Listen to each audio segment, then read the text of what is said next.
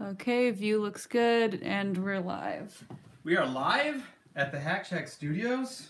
We are. Hack Shack Studios North. Ooh, actually that is good. The perfect view. Look at that. Sweet. See all this right here? That's ink. Hey guys, welcome to Hack Shack Studios, Hacks Chat. I'm RT Bear, and I am the lead hack here at the studio, and I will be hacking for you guys very, very soon. I think I have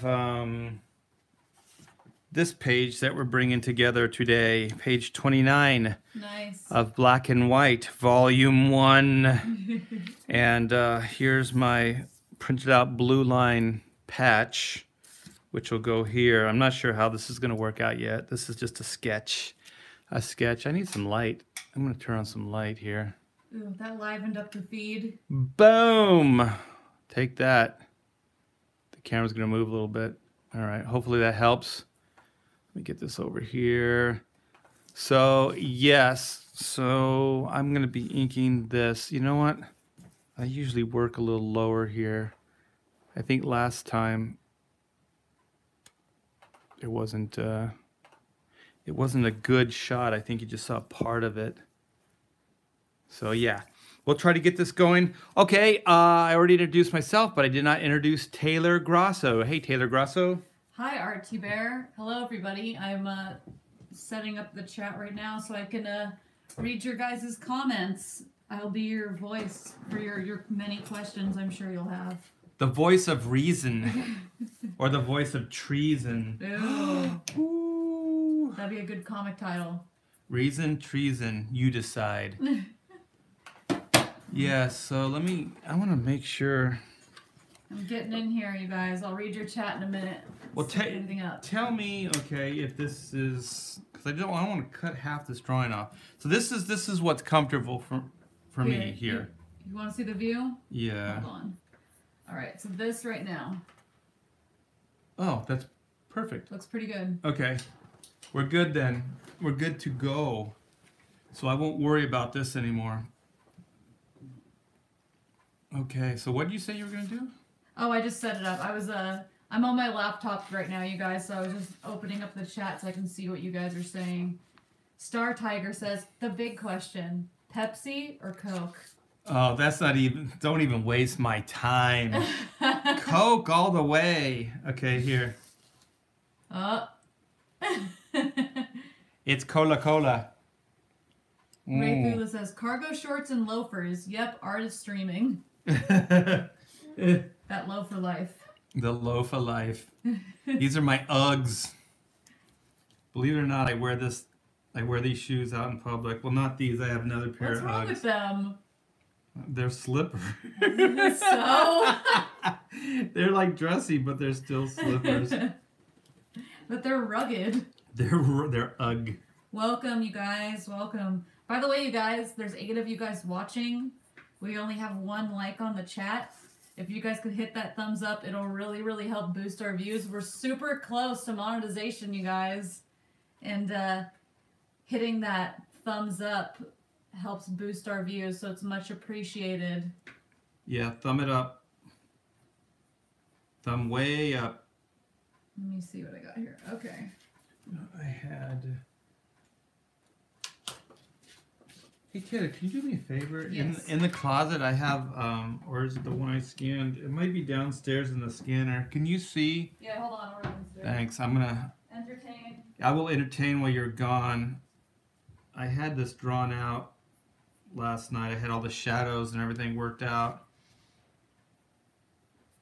So I'm just going to do a couple tweaks on this. And then I will ink it. I was also going to draw possibly a shoulder.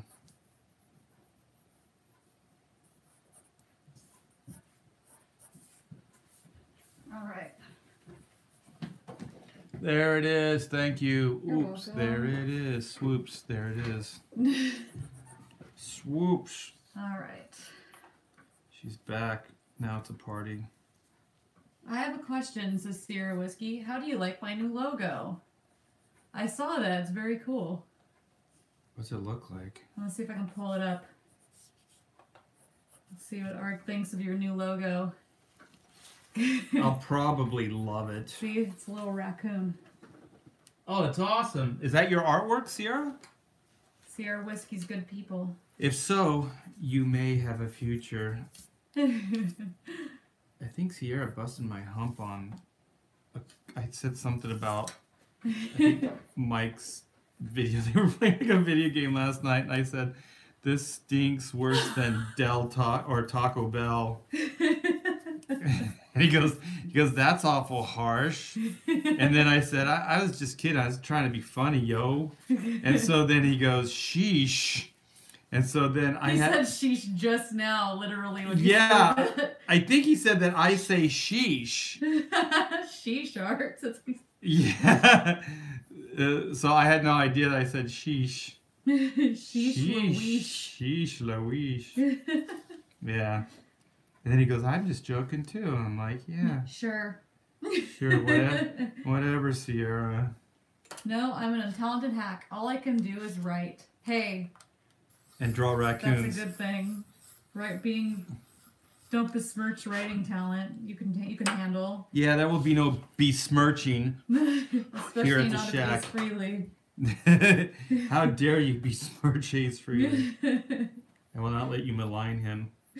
Somebody said that there's a cut now. There's like somebody edited that into the movie. Like it's in the movie now. Like the movie proper? Yes, somebody said that. Or there's like a direct to video. There's like another version or something. Well, it should be, because they should have never cut that from the original, because it was perfect.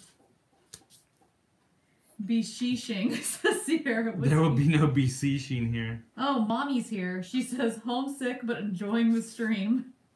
Mother. Not my mommy, but mommy in the chat. That would be somebody's mommy. That would be weird. I had a mommy once. Aww. Once. That was so sad.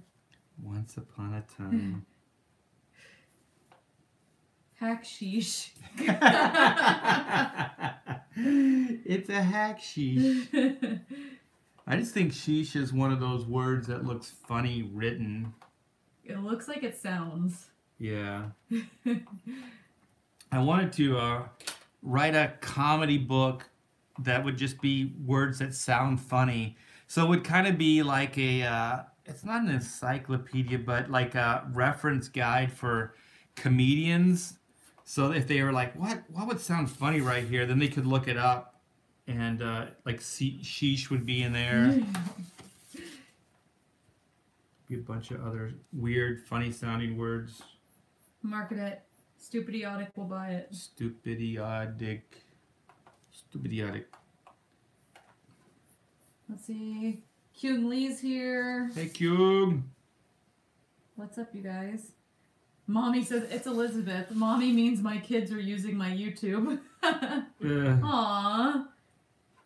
You made a kid-safe account for them. That's pretty cool. More people should do that, I feel like. Kids shouldn't have free... I know this is a scathing opinion, but children shouldn't have free reign of the internet, I don't think. I think that should be like every parent's. Yeah. Yeah.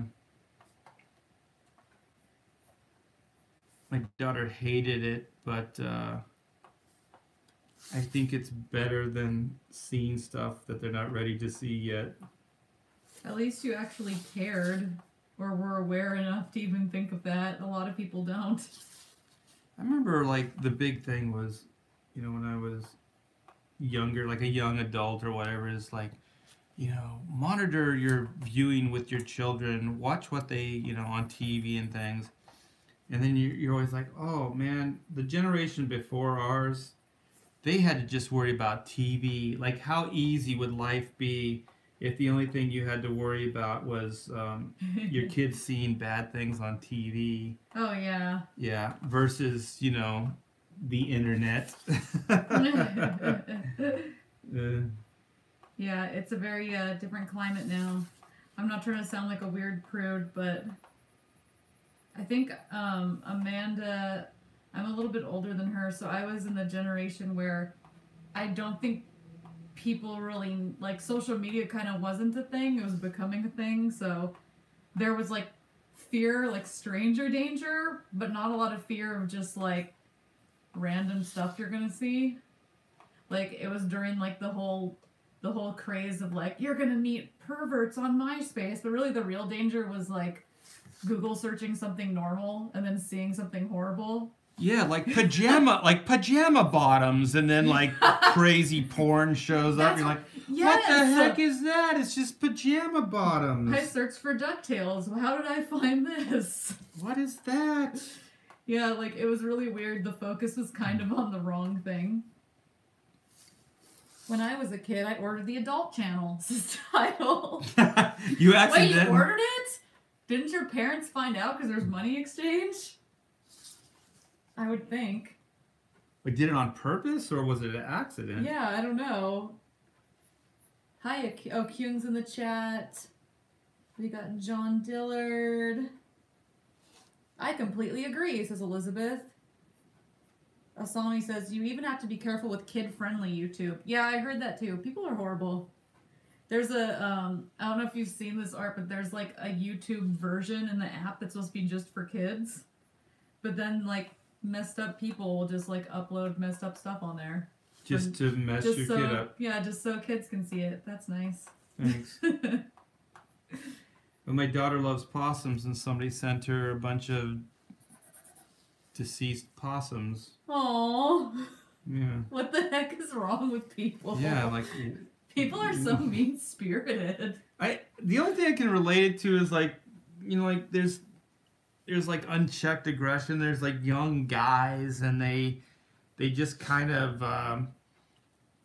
don't know what to do with their power. You know, like they're just coming of age, and so they just do destructive things. Like, these are the same kids that would be like spray painting on the walls or like busting windows out at the school or whatever kind of crap they do. So they just do it now on the internet. I'm really, really glad that social media wasn't, or at least that I wasn't on social media a lot as like a teenager, because kids are growing up now with the most cringy stuff that's going to follow them for a long time. Title says, I did it intentionally. I did it at night when they were sleeping.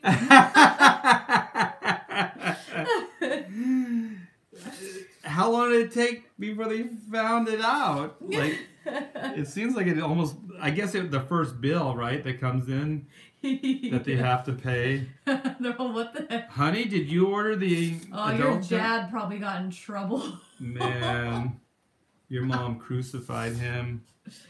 Oh, really? You think little baby Title did this? Title is so innocent. He would never do anything like that. How dare you? Well, who else is here? Blaming your young son. You got a problem, mister. We just used to tip porta potties back in my day, so Sierra Whiskey. Yeah, exactly. You know, harmless fun. It's a victimless, well, unless somebody was in there. Unless it's somebody's job to clean it up.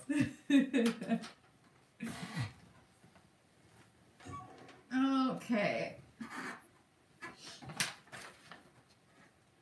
Yeah, I didn't mean to go off on the YouTube tangent. Oh, no, it's okay. I like this because we're just, like, hanging out. Did we even establish what you're drawing fully for people who haven't tuned in before? Not really. I have this if you want to show them where it's going in. Yeah, I'm starting to get really shorthand with this stuff, thinking that everybody knows what's going on. Oh, here is, this is going to be a patch. This is this panel. It's going to be a patch for this page. So this is the old shot here, and this is the new shot here and here. I'm not sure. I think it's not going to break this panel right here, so it'll cut in there. And I believe I'm going to have this cut through there, and then I'll just let the colors fade this out. That's at least the plan right now. So these little red things, these are the things Taylor's working on, either thickening up or cleaning up or redrawing a little bit. We're remastering in Tangent right now. Yes. What I like about this too, Art, like you were saying, is that they're hanging out with us, but you guys are kind of watching like this book. It's like watching behind the scenes of this book coming to life. It's pretty cool.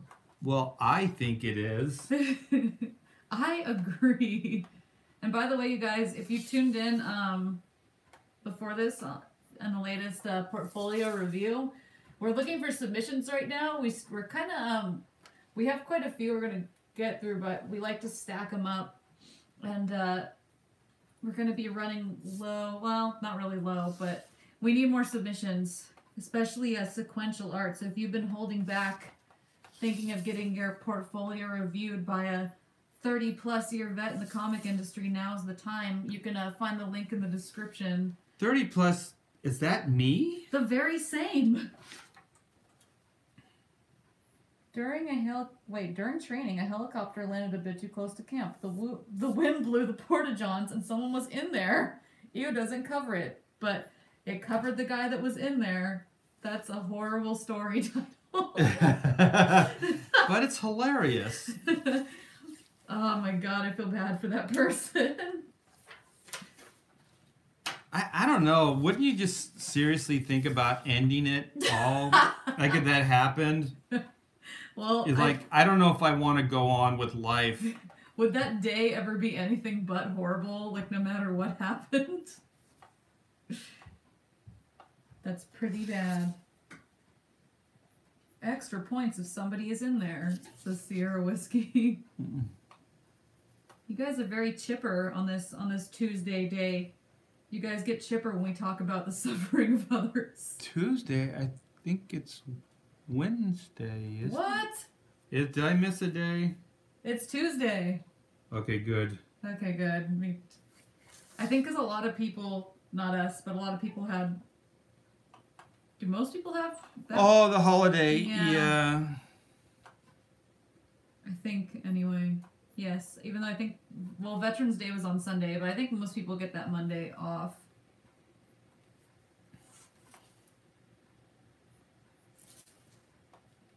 There's no rest for us. No. For we are wicked. Let's see. Your opinions, please, says Elizabeth. One of the books I'm illustrating right now, the author wants it done like a comic book / picture book, but the printer can't do a full bleed.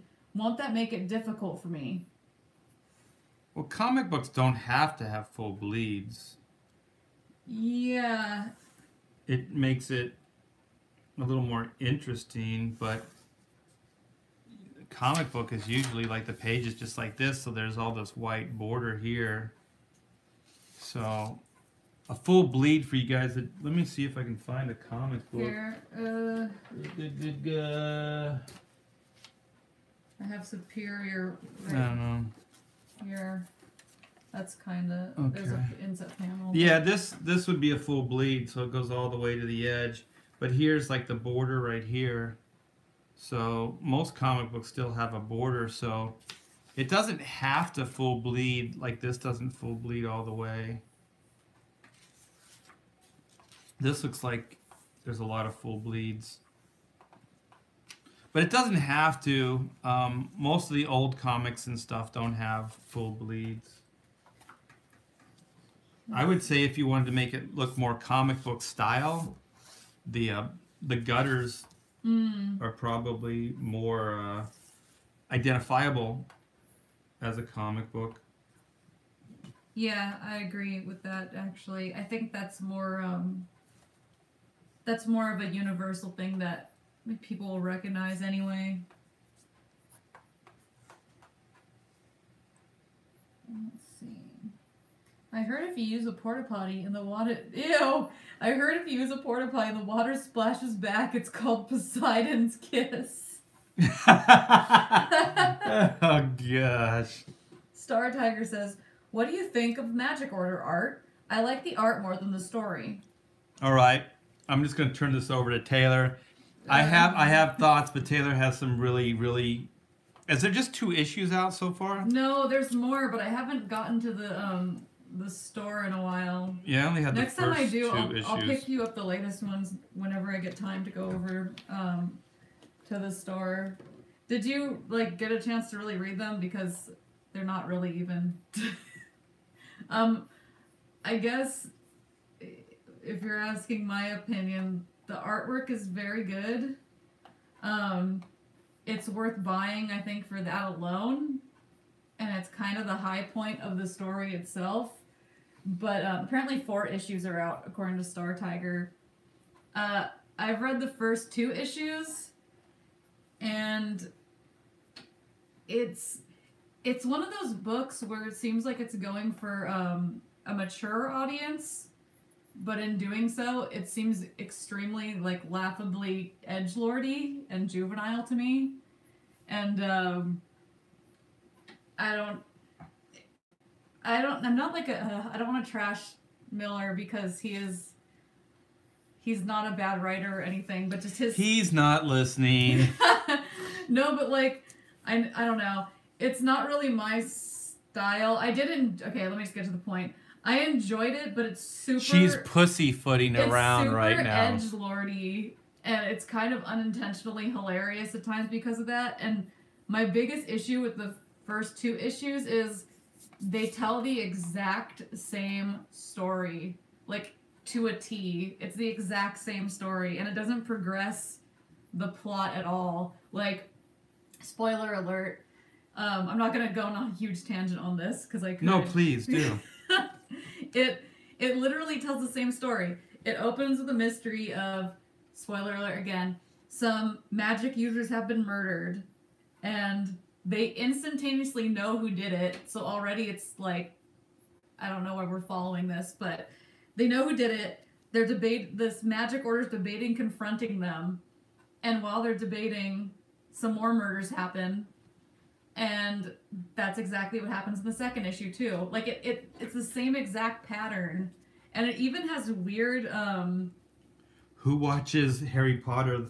That's what it's like. It's like Harry Potter meets Yes, the Watchmen or something. It is, and the thing that bugs me is even individual character beats are repeated. Like the first issue opens with this character named Cordelia, who's like the ultimate edgelord character, and it opens with her getting arrested for something that doesn't make any sense. Well, actually, no. The first time it opens with her getting arrested, and they establish that she got arrested. She's a real magic user, but she works as a magician. And she was at a child's party doing an act that she was paid for. That's the second one. No, right? That's the first one. The same thing happens twice. This is the problem. Where's the scene where you're talking about? That first one right there where she's in the car. Oh, yeah. Okay, but it's not an act. She's not performing. She just got busted. No, but she describes it right there. Okay, yeah. Because they say, she's been arrested, and they basically say that she got drunk, and she explains there that she got drunk, slept with one of the dads at the party. Don't look at that. Which caused, like, the mom who hired her to get in a fist fight with her, and they arrested her. And then the second issue opens with her at a party, and I thought... A kid's party, yeah. But it's not the same party. Oh, okay. So it's like, she's at a different party somehow, and the police show up to arrest her. But it's really weird, because in the first one, she's like, she got arrested because she got in a fist fight, and she was drunk. But in the second one, all she's doing is telling kids a really edgelord story, and the cops show up. And I'm like, you can't really arrest someone for saying something inappropriate at a part. I don't know. It was really stupid, but it was also confusing because they established that it's 2 different parties, but both of them result in her getting arrested. So she does the same thing twice as a character building exercise, which makes the story feel even more similar.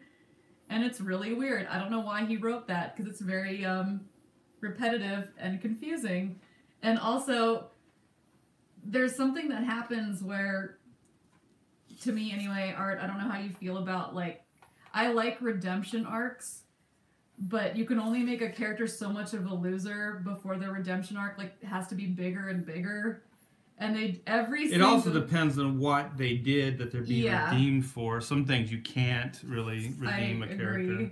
So it's like, first they imply that she's a drunk. Like, okay, this is what I thought when they first introduced her, because they established that the Magic Order lives in a world of mortals, and they see some crazy magic stuff on a daily basis. You mean muggles? Pretty much.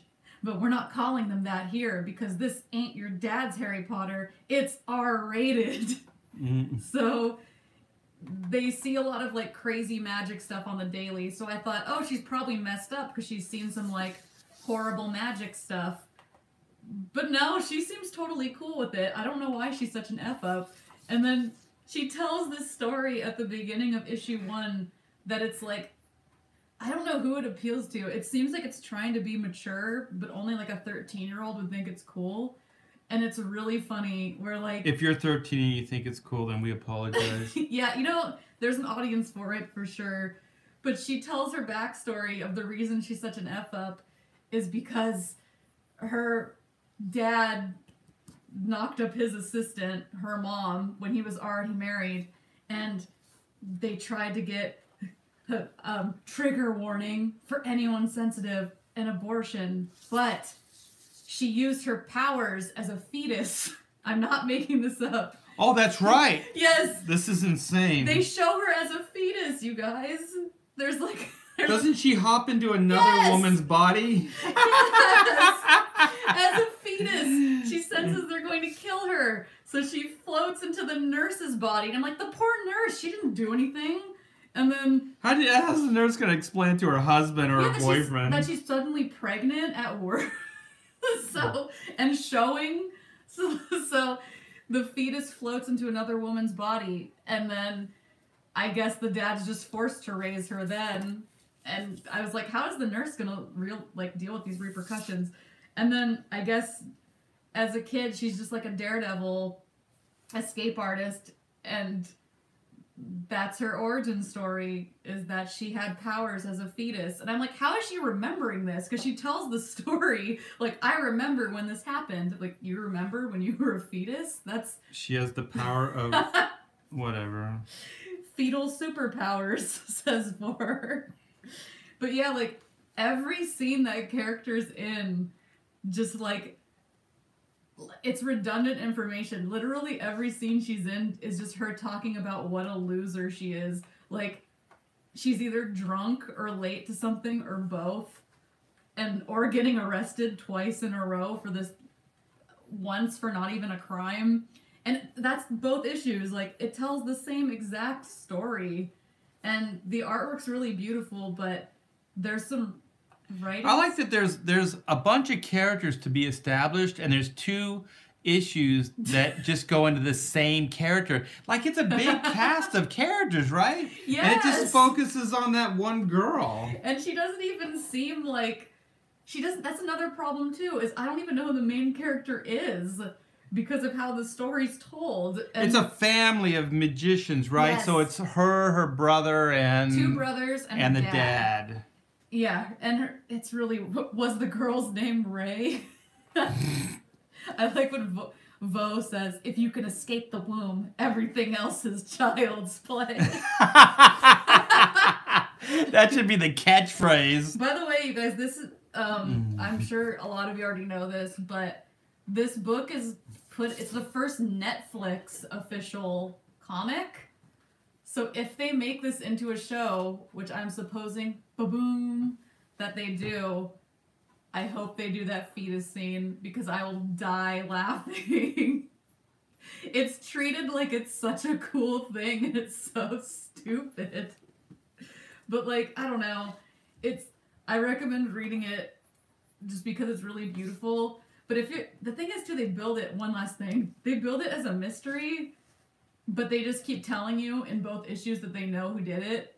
And the person who's behind, like, the murders shows up in the first issue and is like, hey, and everybody's like, we know she did it, but we're not going to call her on it because, I don't know, I guess she's powerful. I don't remember the villain's name, for those of you asking. Ozymandias. But she shows up or Ozymandias, depending on the pronunciation. And she shows up and at the funeral and is pretty much flaunting that she murdered this person. And then they're like, we gotta bide our time and figure out what to do. Meanwhile, other people are dying and nothing is really done to stop it. Like, it's just people reacting to other people dying. And they're dying in they're dying in visually interesting ways, but really stupid ways. Like, because they're hiding from, like, the mortal world. Like, supposedly... I did like the visual, but it's the actual... Is it in here? The ad is cooler looking than the actual comic part. The one lady that's in the cab. It's really... It's a stupid way, but she's drowning or something. There it is. Yeah, see, like, look how I mean, she's all casual, but in the comics, she's not. Yeah, she drowns. Yeah. Spoiler alert. But she gets locked in the cab, and then it just fills up with water. And the driver dies too, which is a weird collateral thing anyway. Well, you gotta take some muggles down. Yeah, and it's just really funny because it's like they keep reinforcing that the world doesn't know about them, but everybody who gets killed, almost everybody gets killed in public in a really unexplainable manner. And then... It wouldn't send up any flags or anything like that. Yeah. Yeah.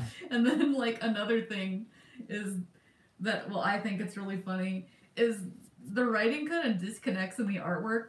Because, like, the visuals are really cool, like you just saw, but they introduce the characters and the patriarch of the family says, like, my magic family is dying because my daughter's a loser, and my one son doesn't practice magic at all, and my other son, I forget his name, my oldest son, he's too busy with his nightclub, he never uses magic, and immediately after, the son he says never uses magic throughout the entire book in the most casual manners possible. He's like floating on clouds, he's talking to his brother. He's shopping. I'm like, why isn't, because it's like, he literally says, like, he's not going to carry on my legacy, he's busy with his club, and then every visual you see is him doing something magical that totally contradicts what they said. So, it's a pretty book. That's about it. Yeah. Soon to be a Netflix original. I don't know how... It's written like a soft pitch for a story, but it's gonna be... I foresee it being kind of a mess. It's like we were talking about Westworld, like that HBO weird sensibility that's overly it's weird because we talk about, they say, they use terms like it's adult comic and stuff like that, but it's just gratuitous. It's not necessarily adult, it's just gratuitous. There's a difference. You can have adult subject matter, but you don't have to be gratuitous with it.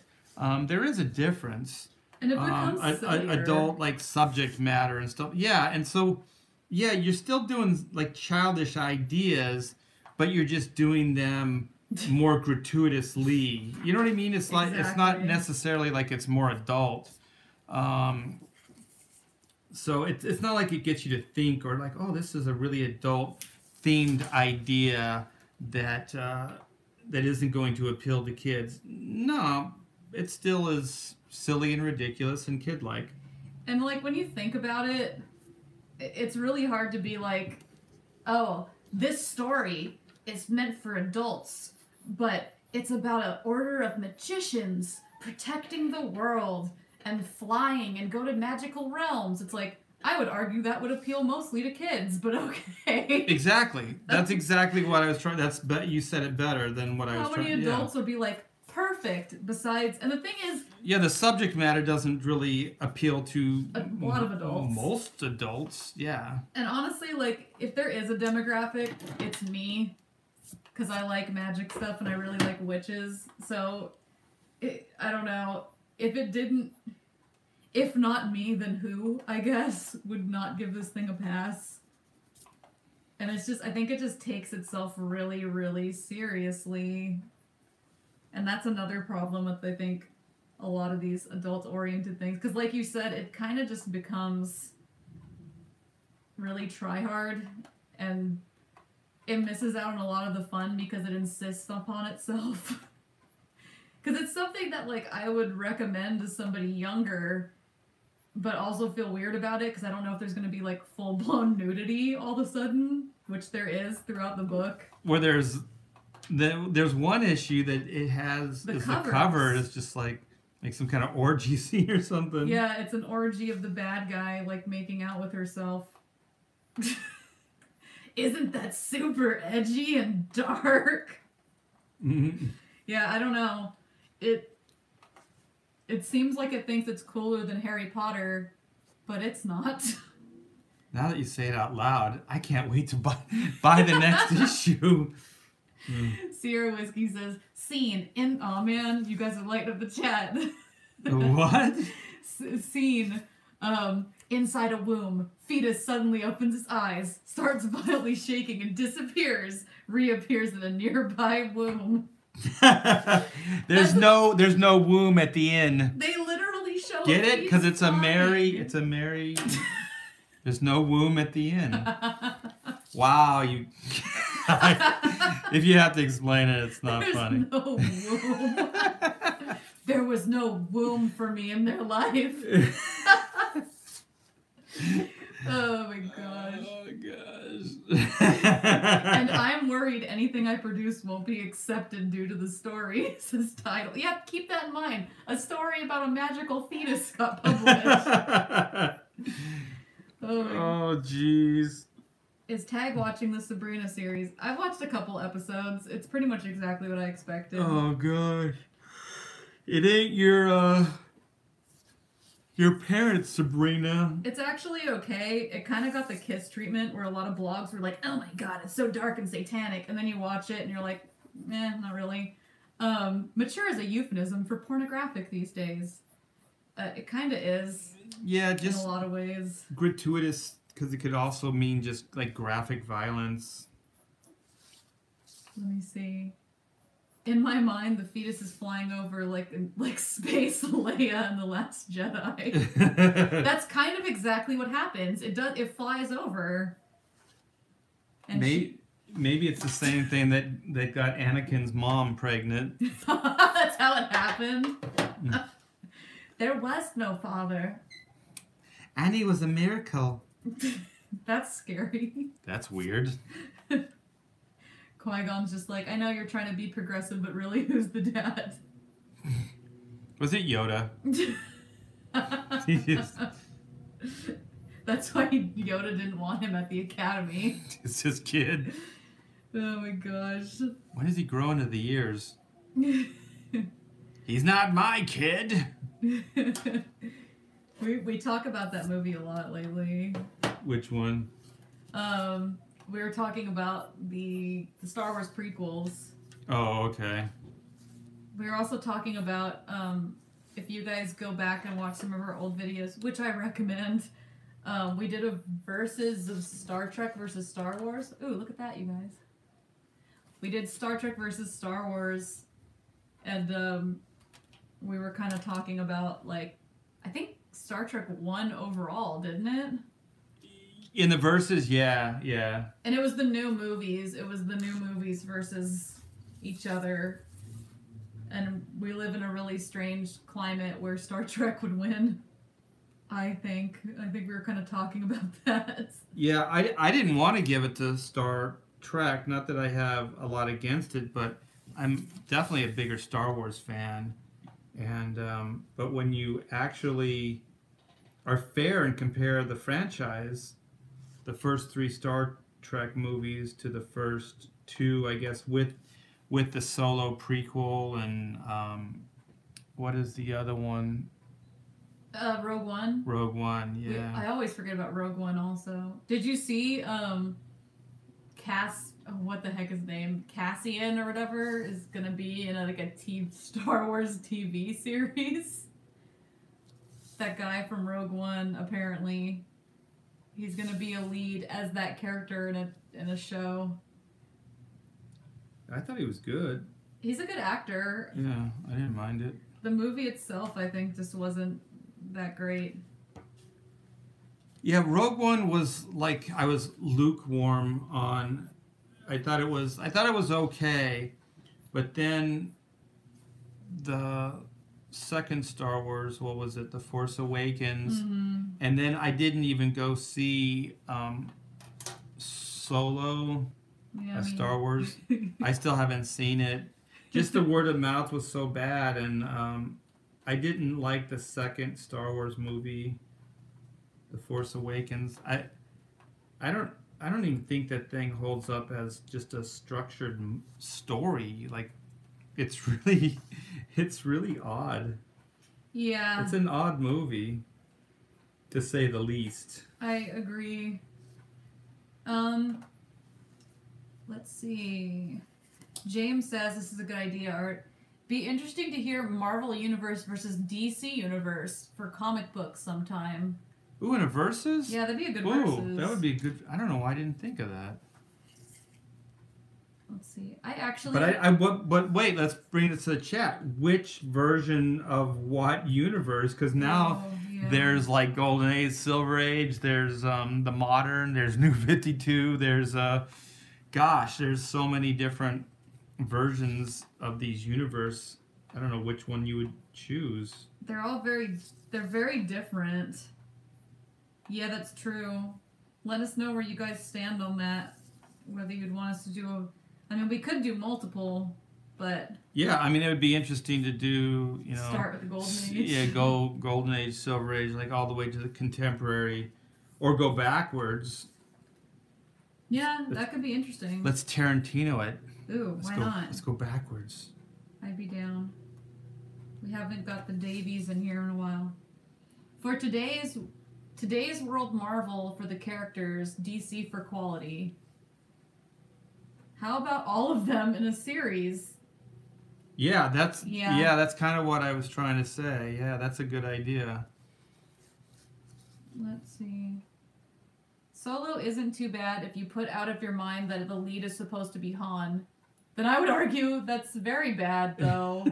Because, like, you could say that about any character. This would be a good movie if you forget that the main character is Batman. If this wasn't the thing they promised us, then I could give it a pass. But you know what? That's not far from truth. I've seen movies like that where I'm like, this would really be a good if it wasn't tied into this other like I guess we talk about that with I guess I don't know. I don't remember if we did this with Ghostbusters, with the new Ghostbusters or not. Like it's not. That movie's not great, to be sure. Yeah, it's not a great movie, but maybe it would be better if it wasn't trying to tie into Ghostbusters. I think people would be way more forgiving. It would just be like an average, like, eh. It's no worse than a lot of comedies that have come out. It's just very eh, but the reason that it's the fact that, yeah, like the fact that it's Ghostbusters makes it way worse. Yeah, because you have expectation. You have... Wow, I forgot about that movie.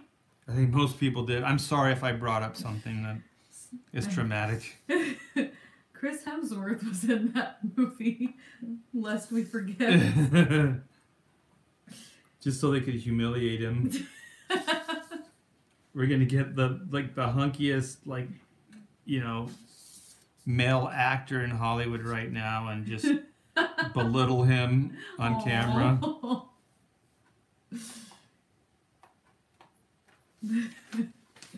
I hope he made some money. I don't know how much money he made. I know, because nobody made money off of it. Unless it was all upfront money. I hope he did. Because there's probably not a lot of on the back end, as they say. Let's see. The scene where we saw Han got his DL-44 was cool. The rest of the movie was bleh. Yeah, I mean, there's this YouTube person that I watch sometimes who kind of made a good point about stuff like that, where, I don't know, sometimes it's better not to elaborate on origins of where people got things, because the stories are often boring, because it's like, where did Han get his gun? A guy gave it to him. where did he get his ship? A guy gave it to him. Like, there's not a lot.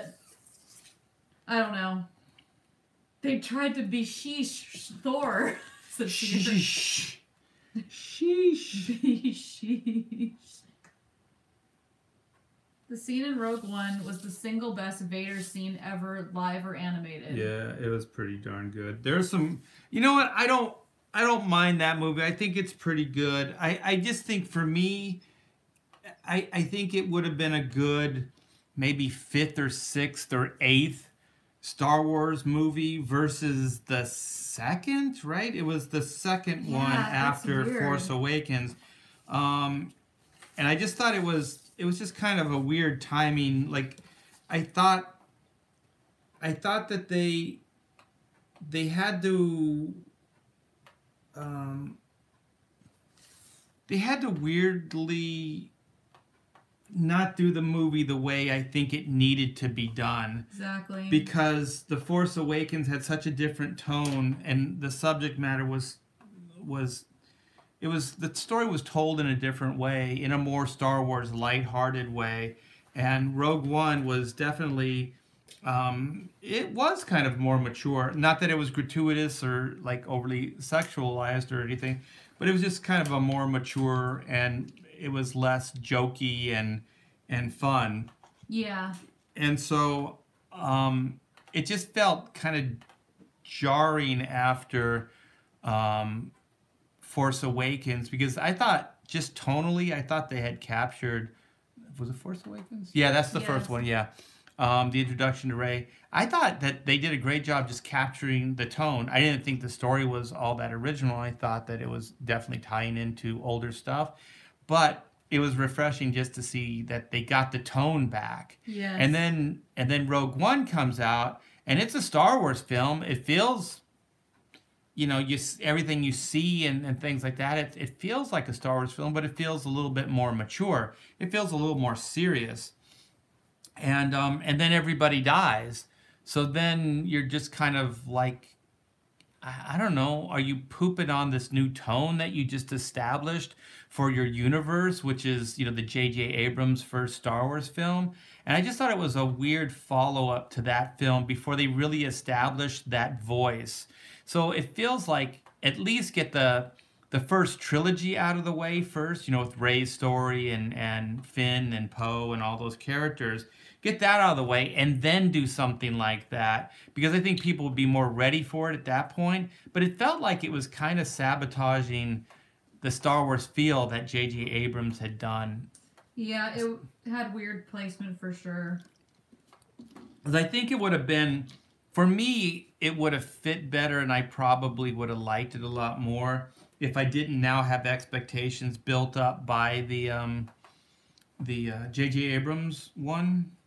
Yeah, it's a really weird follow-up tonally, I think. Also, it was weird the marketing was very confused. Like, they had toys, and I don't know. I know that Star Wars has always done that stuff, but that movie kind of felt like it shouldn't have had those things. And I guess Star Wars toys aren't really selling anymore anyway, but it was like, let's buy a toy set of all the characters that die. Yeah, let's play the adventures of our characters that only have one adventure.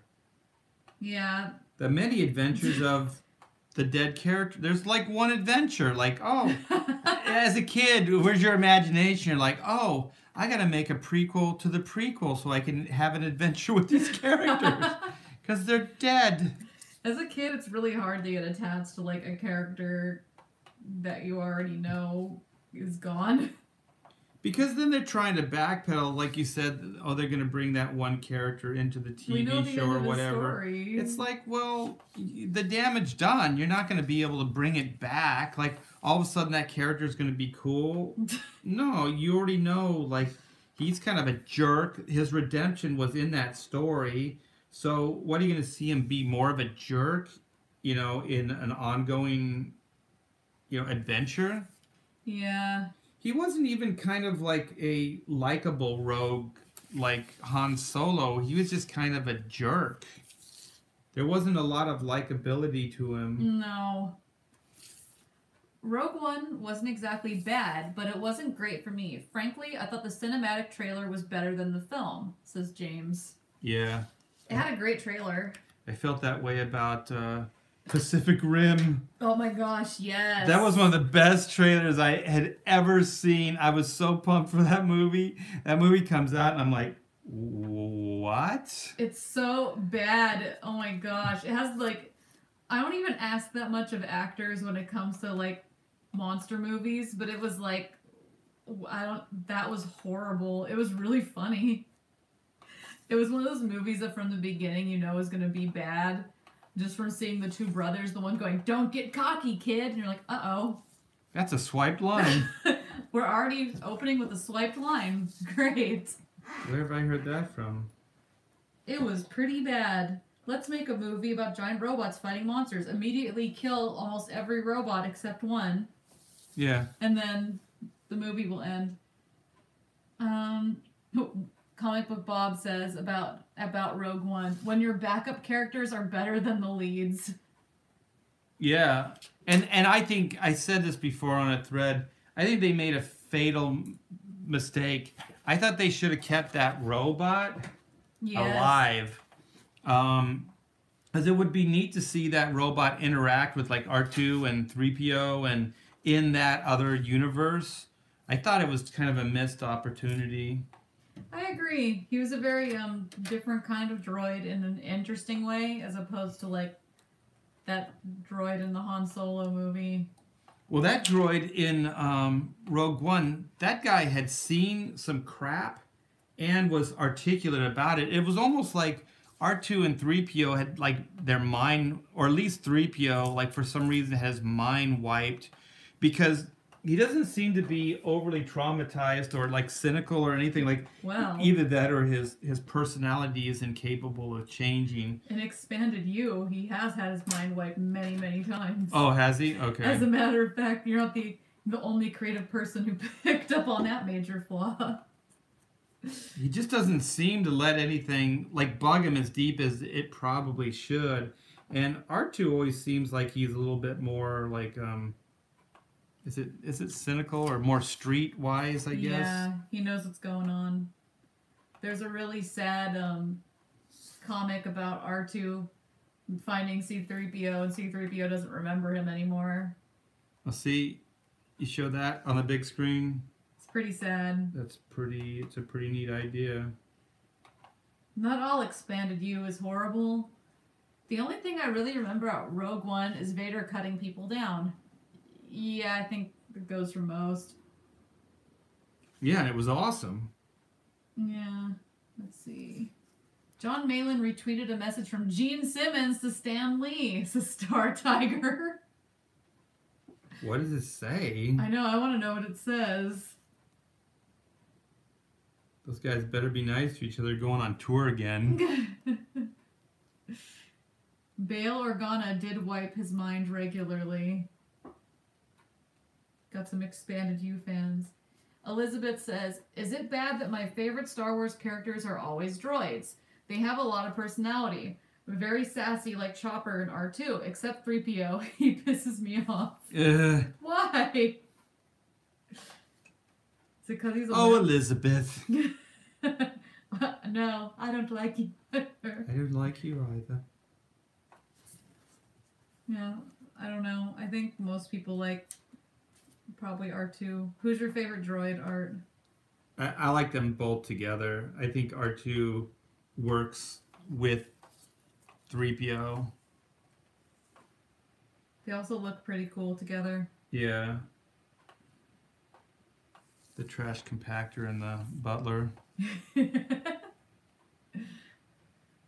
I hated BB-8's design when it first came out. You did? Yes, we talked about it when it first came out. I was like, that looks stupid. It looks like a volleyball.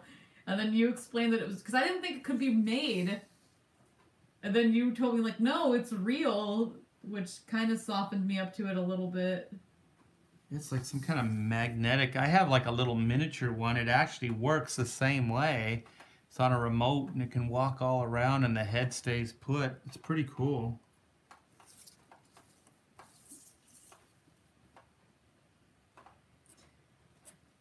I read a fan comic where Luke sends R2 away after Kylo destroyed the temple and Luke went into exile. Free-flowing tears, man. Aww. 3PO is designed to annoy us. That's true. It kind of is. Disney Star Wars is the example of not being precious with bad or unsuccessful ideas. Cut and run. Rebooted would have been accepted by most fans. I disagree with that, actually, Christ Energetics. I think when it comes to Star Wars stuff, people would have been really resistant to a straight-up reboot. What do you think, Art? You mean just like a remake? Is that what a reboot is? I think just like, yeah. Use the same characters like Luke and Leia and those? Yeah. Well, I mean, aren't they kind of doing that with that Solo? Didn't they? Isn't that kind of that idea? And I think that's why a lot of people were really resistant. I think that people still are really precious about Harrison Ford in that role. And I don't think people really want to see another person play Han Solo. Also, that story didn't need to be told, but I think that was a factor. Well, I'll tell you, the only reason The Force Awakens worked is because of Harrison Ford. That was the remake, right? Of the new series, yeah. I think that's fair. I think he brought a heart to it, and when he looks at Rey and when he's protective of her and he hands her the gun and all those beats, it's really, really cool, and it actually connects those characters in a deeper way, and no one else either after that or in that movie had that kind of connection, really that deeper connection. And I think that guy did it, and he sold all those ideas in that movie. I agree. And I think that guy deserves a ton of credit because I think he single-handedly did it. I think the Rey character was written well enough, and they got a good actress, and Poe and Finn the same, but that guy sold those ideas. And without him, you could really feel the lack of his presence in that next... They could have done it with Luke if the writing had been strong, but it sucks that the follow-up really fell flat, and I feel like it was really amplified by that in a lot of ways. And I think the reason it worked with Harrison Ford and it didn't with what's the actor? Mark Hamill, is because I think Harrison Ford went in there and dictated terms.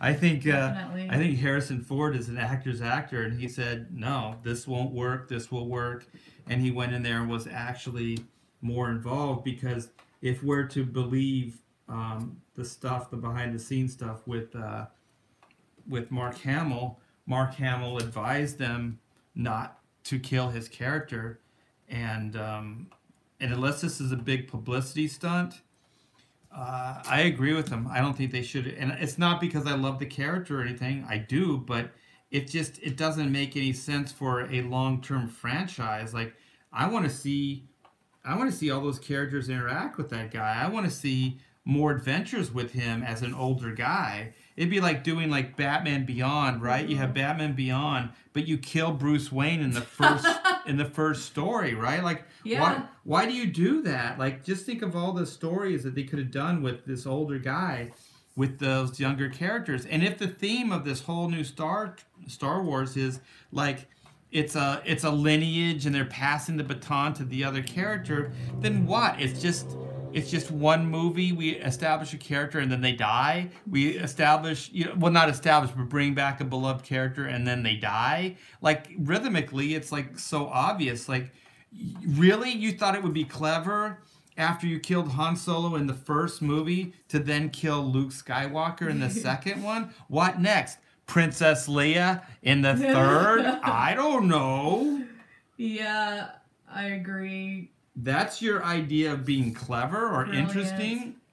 It's, what the hell, man? It's not even an interesting idea. I mean, the thing is, why?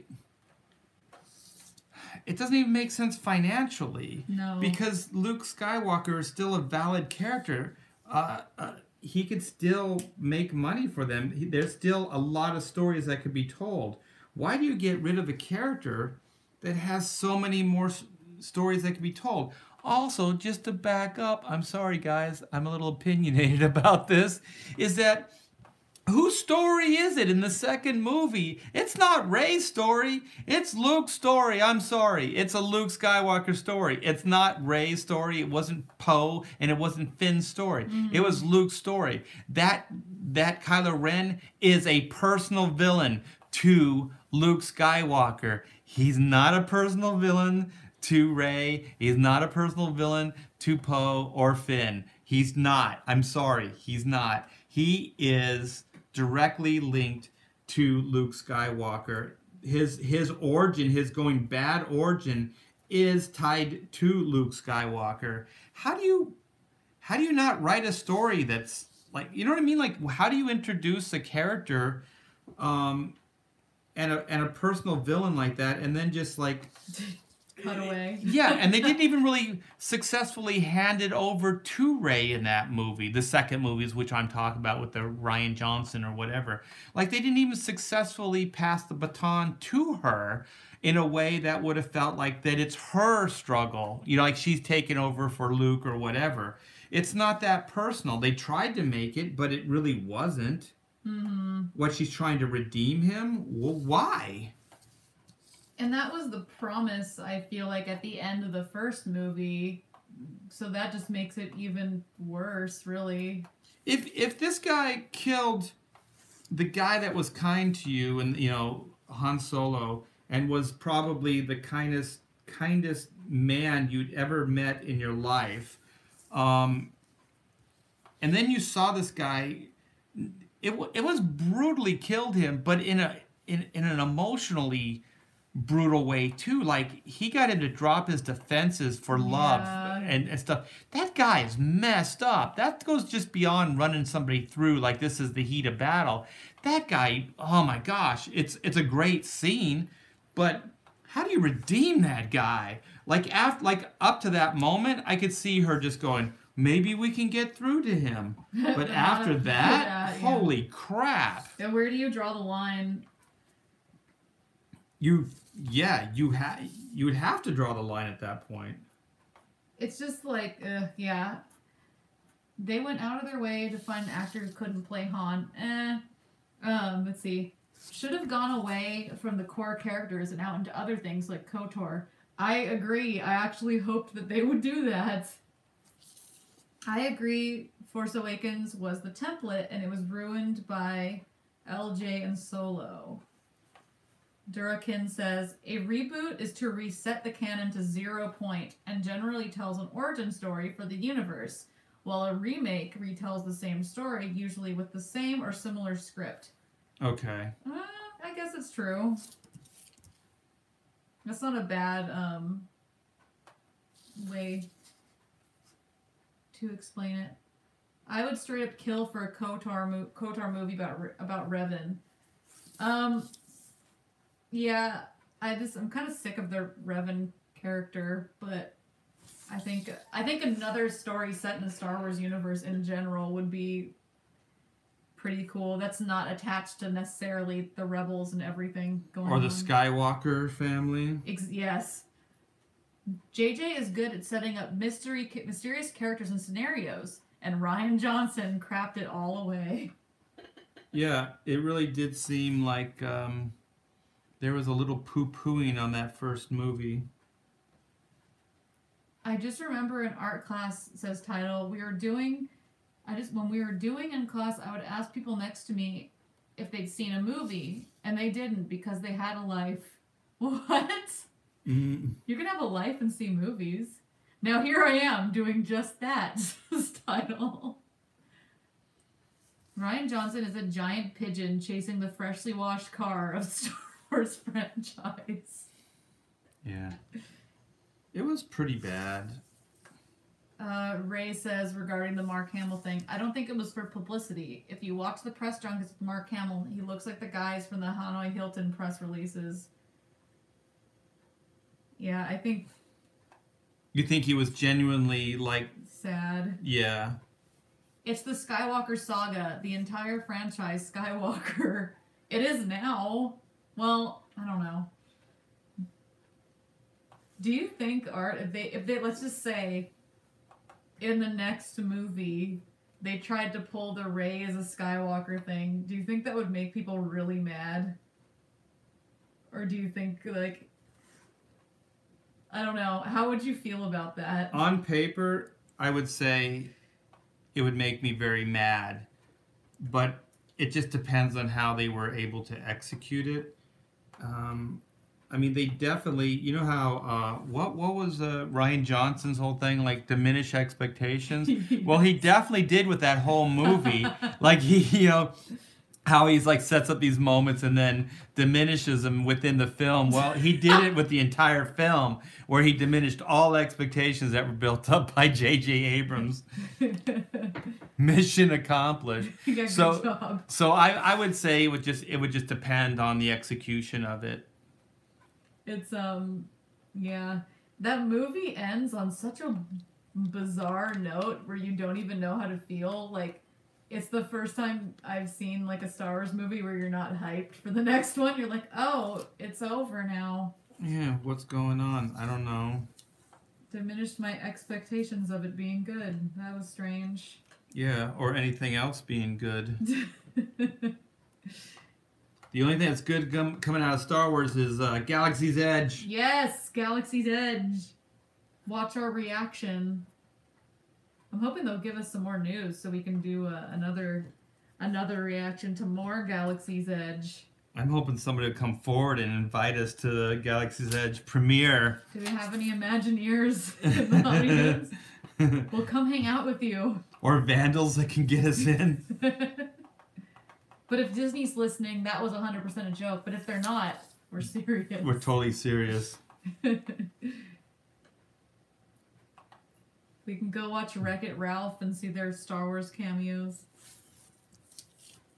Did we need a Wreck-It Ralph too? Ralph, it's not even wrecks the internet, huh? It's like Ralph breaks the internet. Yeah. Yeah. Or does something with the internet. Whatever. Crashes it or something. I feel like The Last Jedi was set up for so much more than it gave. I don't even know where they're going at this point.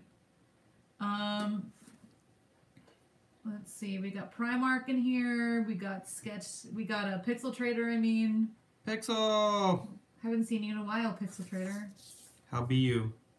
LJ had Phasma and Snoke set up to be great, and then they both got wiped out really quickly. Yeah. Why was that scene with Phasma even in that movie? I don't know. Like, it was so weirdly throwaway. That happened. Yeah, that was weird. And really unsatisfying. There's a lot of stuff like that in that movie, though.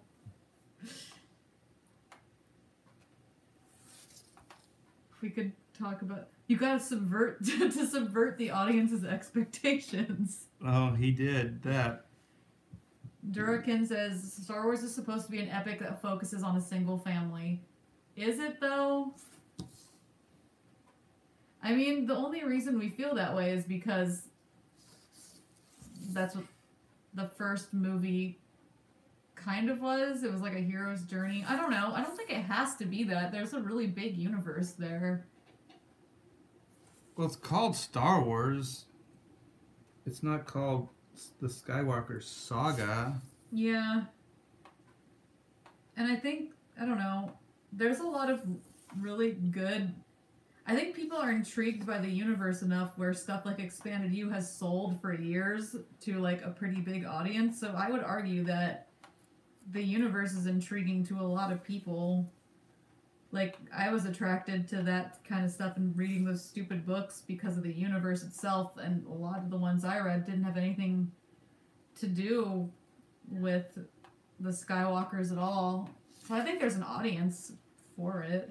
Well, case in point, like, not to harp on the Galaxy's Edge, but I want to go there, and it has nothing to do with the Skywalkers. Like, yes. I want to see and walk around in that world. It goes beyond, the Skywalkers. Yeah, I agree. I think a lot of people. I don't know. I would dare say I think a lot more people are interested in kind of the world and stuff at this point. Isn't JJ doing the last of the new films? Maybe he can find a way to completely bypass The Last Jedi and redeem the storyline. Man, I heard something. It was just in passing. I was just reading a headline or something, and it said that Tell us. that he may like just discount like Ryan Johnson's, like it was some kind of nightmare. It was like some kind of like idea that you could just like poo-poo it and then move on. Like, oh well, that was Ray had a nightmare. It was some idea like that. Gosh. Like it was just like, oh, it never happened, or they'll move it into the future. Like they'll just bypass it. Well, Art, and the chat, if you guys want to answer this, how would you feel in the least, because I've heard rumors about this part, how would you feel if they at least said that Luke wasn't dead? Like if he just appeared as normal in the series. Is that for me? No, do you want a drink? Oh, no, thanks. It looks very pink. Amanda's here, everybody. Hi! Amanda's my daughter. What is... Tastes like a milkshake. This is what she handed me. It looks like a watered down. It looks like a water shake. Wow. You like? Yeah, it's pretty good. It does taste like a shake without the thickness of a shake. Exactly. I think she likes it. I'm just here for the Star Wars talk. But yeah, how would you guys feel if at least Luke came back in the next movie and wasn't dead? Because I feel like they could write it where he could still be alive. To be honest, Yes. I think it's the only choice they have. He's the only good character left.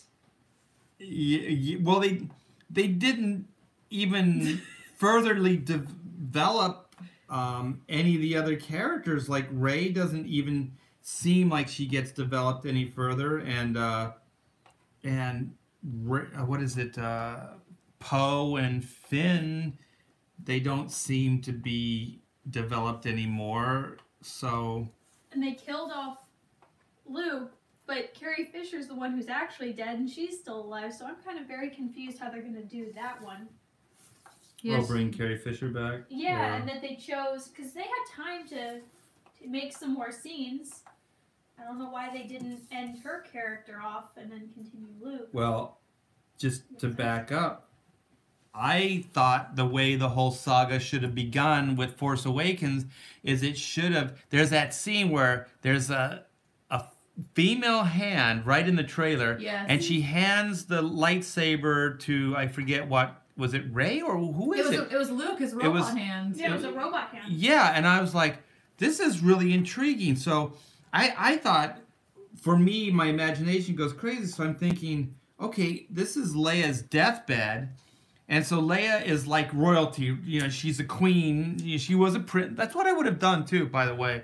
I would have said, she'll always be royalty to me. Yeah, instead of making her still part of the rebellion, like she has royal blood and stuff. So I thought that she would rebuild things in like the way it was. You know, she would make new Alderaan. Yeah, she would. Alderaan blew up. Make a new Alderaan. She would. Well, she would basically just become the queen and then lead them. You know, and then it would be weird, but it would be fun that Han Solo then would be what? A king? I don't know. You know, but they were kind of like this royal family. You don't have to overly get into that, but that would be like their backstory. So she's on her deathbed. And so let's just say the same story applies where her and Han haven't seen each other in years. They've you know, they're estranged or whatever. And so then she passes that saber to Han or somebody, and that person gets it to Han Solo, and so Han has to find this person, which would be Rey. he has to find her and give her the lightsaber, Luke's saber, because it's been foretold, or something like that, that this person is the next... They'll bring balance to the force. Right, is the next whatever. And so then, you know, you get Han Solo like, what the hell? Why would I do this? You know, he's always like, and so then I thought if they were going to, because there was a lot of speculation that, oh, well, maybe there's going to be they're going to be related or something. It might be their daughter. So maybe you find out that, you know, she does have like some Skywalker blood or something.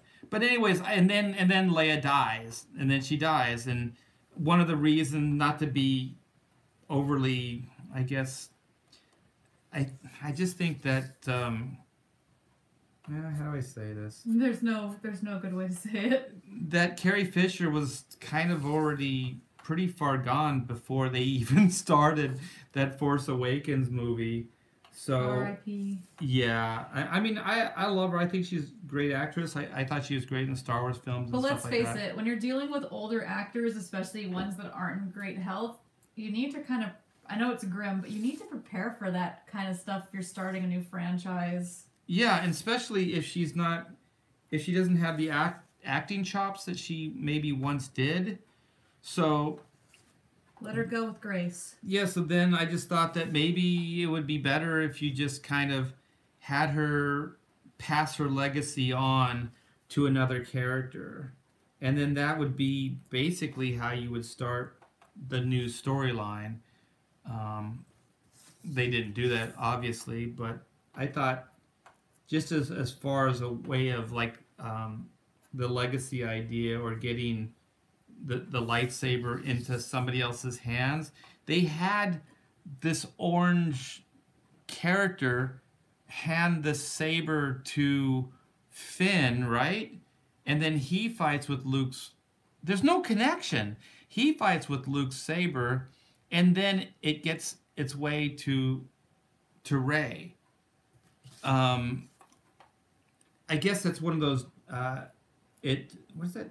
It diverts your expectations. Your expectations, but I just felt like that was kind of weird that she was the one. Like, who is that character? I don't even know who that character is. And then she's kind of... That's a story for another time. Yeah, but then in the sequel, they just have her like, I can't answer the question. I'm in the middle of a battle. That was stupid. And then you're just like, why are you even in this movie? If you don't have time for us, then don't even bother. She's like, she did the Yoda thing where she's like jumping around. Like, what the heck? I just thought it was weird. Like, okay, why are you in this movie then? I kind of like the fan theory that Rey is a Kenobi. Yeah, but how?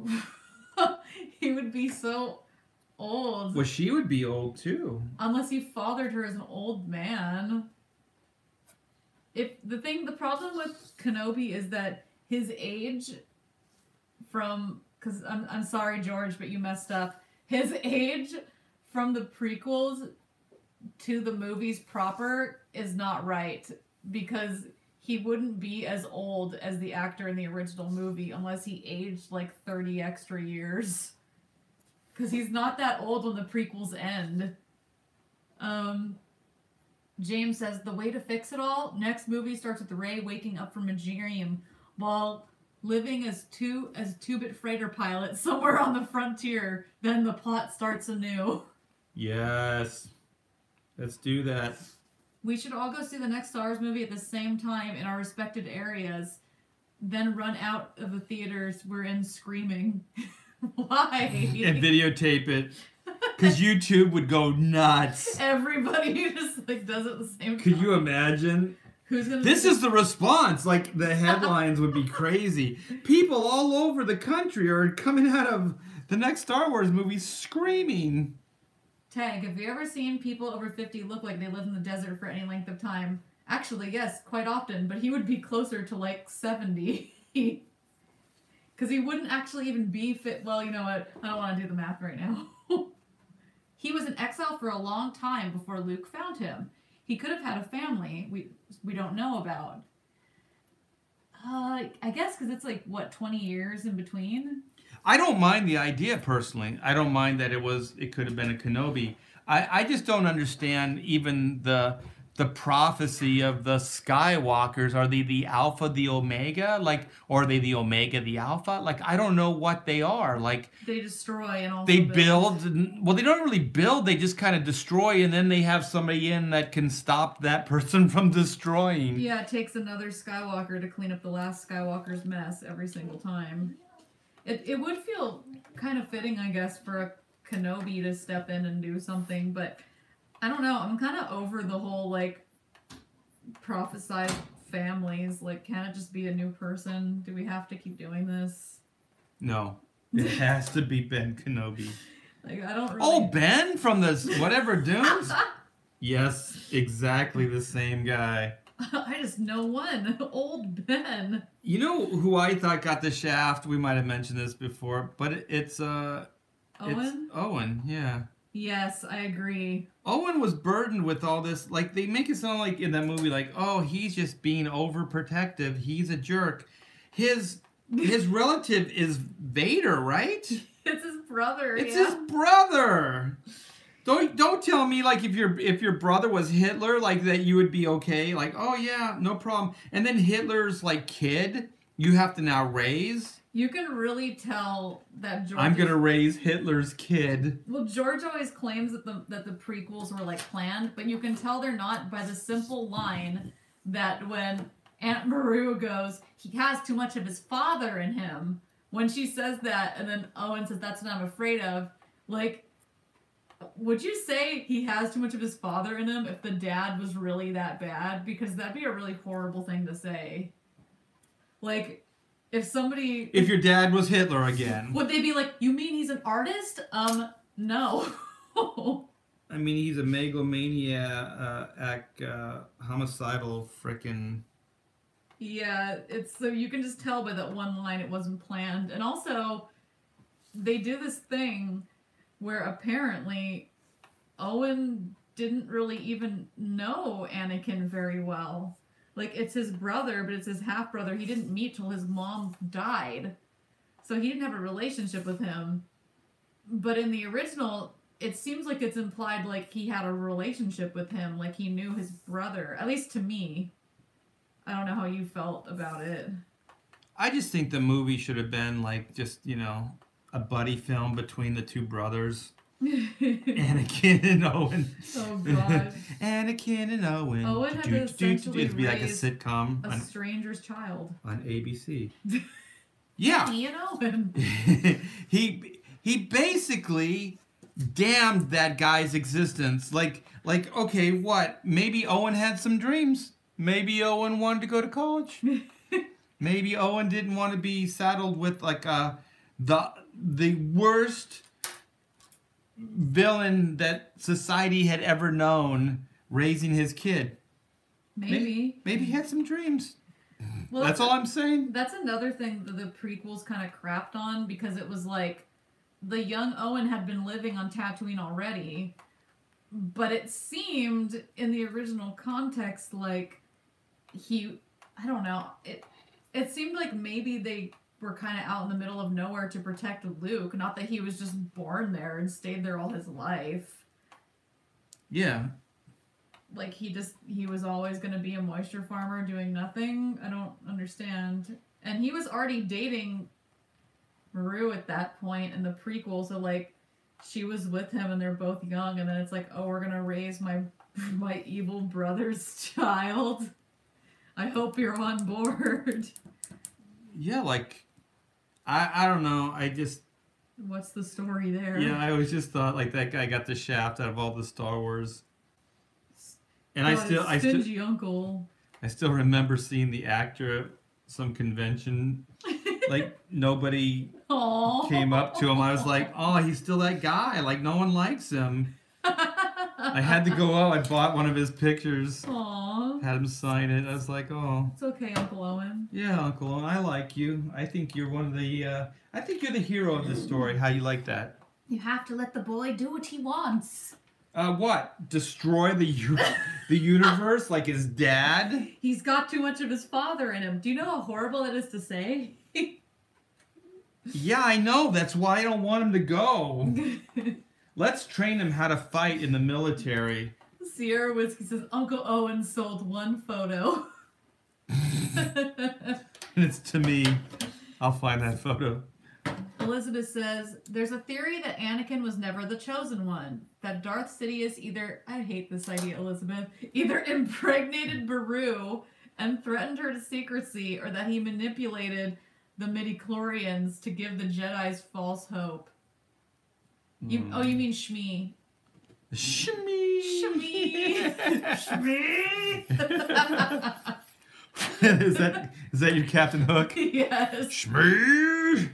Shmi. Oh, the cleverness of me. Oh, the cleverness of Shmi. Impregnated Shmi. That sounds... Type that, Google search that, and see what comes up. I really don't like the idea that, I don't know. Of any of that? I just don't like that. I just don't like that at all. Who was the father? There was no father. I carried him, and you don't know who it was, do you? I was drunk. It was a college Listen, fundraiser. I'm a slave. Do I need to tell you more? Gee, I don't know. She's just all embittered. Do you see anybody around?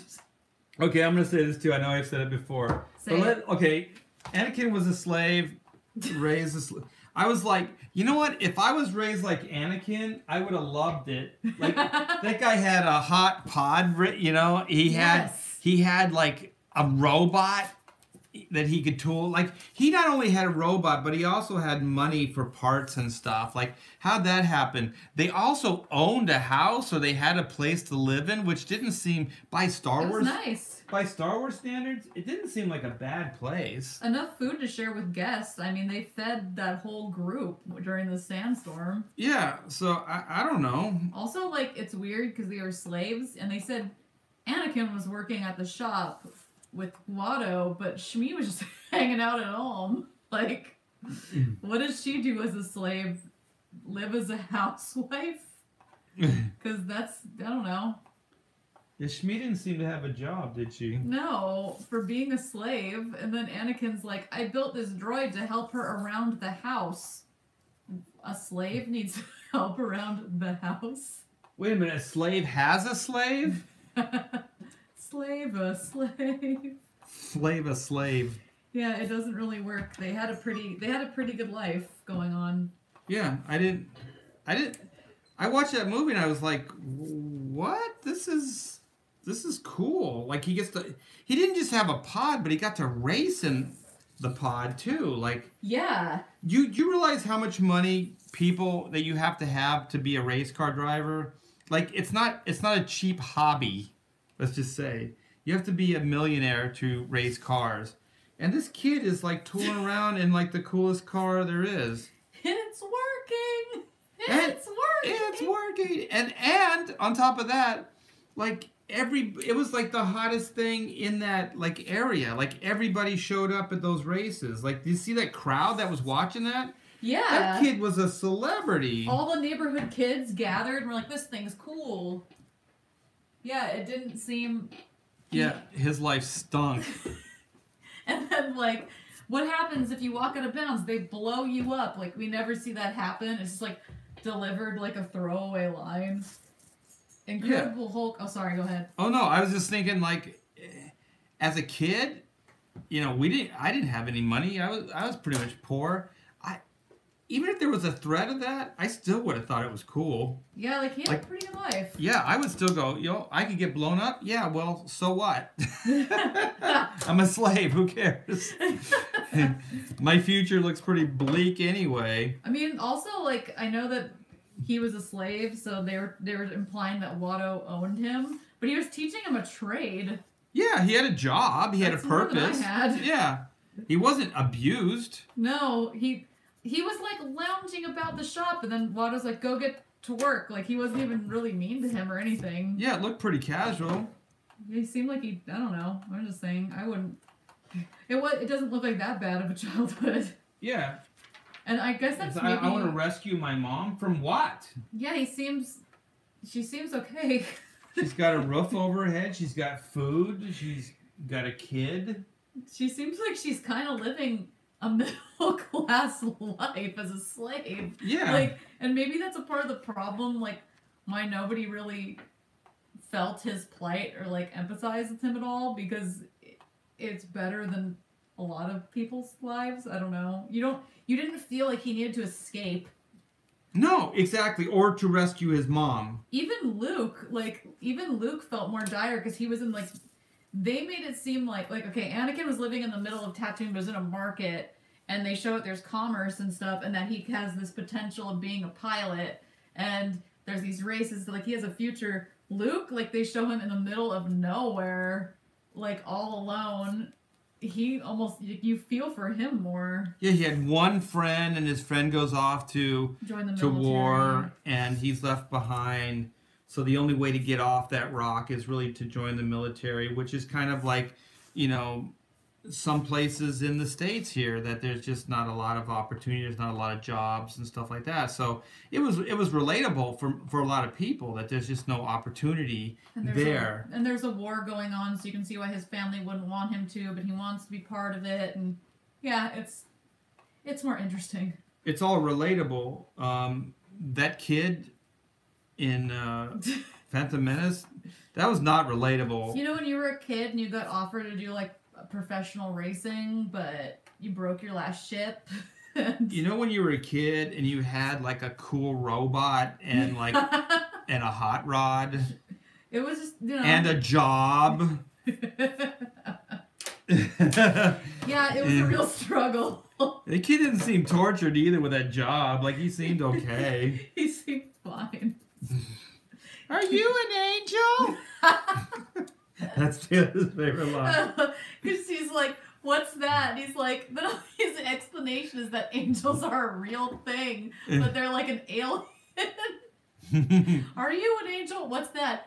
Space pirates say they hang out on the moons of Kessel.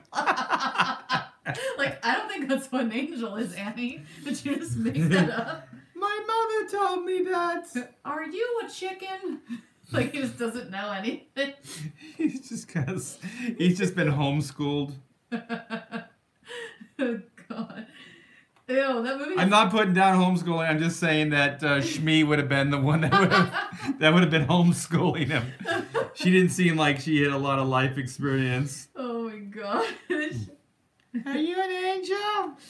She asks everyone that. Like, as soon as Natalie Portman leaves, like, Obi-Wan walks in. He's like, "Are you an angel?" No, young Annie, I am not.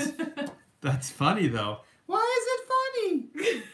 It's also great, by the way, that the first movie, it's like, here's a young Obi-Wan, and then for most of the movie, it's like, stay with the ship, and he just sits there. Oh, God. Let's see. I've always heard or like Darth Plagueis as the Force Father. I don't. What do you really think, Taylor? I kind of liked the rumor of Darth Plagueis being Snoke. Darth Plagueis, but that's more than meets the eye. They were more like indentured servants. But not really, because they said that if you leave, you blow up. I really wanted the theory that Snoke was Darth Plagueis to pan out, because at least then Snoke would have been kind of interesting, but my expectations were subverted. Well, you know what? Anything would have been more interesting than the Snoke that we got. There was nothing. Yeah. Who is he? What's his motives? I don't know. All the basics of writing don't even apply to that character. Also, did you feel like really weird when they just like, okay, so he gets killed, but then they just jump cut to his dead body, like almost in a comical way, but it's like super graphic, where it's like open mouth, the dead face is just on the ground, and it like slides apart or something in front of Hux. Like, that was weird. So every when that happened, I was like, I feel like that was meant to be funny, but it's really not. It's just kind of gross and strange. Well, it's like that, like you know, when Luke has the lightsaber at the beginning, and then he doesn't just drop it like he has contempt for it, like, get this thing away from me. He throws it over his shoulder in a comedic way. Like, if you didn't, okay, subverting, fine. You know, let's just say that idea is a sound idea. But you don't do it in a comical way. You just have the character just drop it like it doesn't mean anything to him, and then he walks off. But throwing it over your shoulder, that's comedic. Funny. That's funny. And people did laugh. They did, yeah, in my theater too. Because, yeah, like you said, I think people would be, if you wanted to successfully make them be like, what? He'd just drop it. Yeah, but the way they did it, so It's very funny. I would say that maybe that idea was supposed to be funny. I don't know. I don't know. I can't Ryan tell. Johnson's a weird. I don't know what's going on with that guy. Yeah, I don't. And I hated Looper. Like, I don't know. I thought it was really weird that he even got that job when they announced it. And, like, I don't know. I really, really dislike that Looper movie. But I think Red Letter Media said it best when they were like, they gave Star Wars to just some guy. Like, that's how I felt about it, too. It's like, I don't know what he did to even get that movie. Yeah. He didn't really show that he was worthy, in my opinion. I don't think anybody here is like a big Ryan Johnson fan. Owen is the son of Ica and Klieg Lars. Anakin's mother became... Oh, this is Doppelganger. I'm not gonna... Is this expanded you? Who's Ica? Let me see. He was learning a good trade. Sure, it wasn't HVAC or carpentry, but pretty good for a kid, Anakin. He could build a robot! Yeah, successfully. Yeah. Watto sold Anakin's mom for drinking money. Yeah, but he sold her to a guy she wanted to marry. Like, they got married.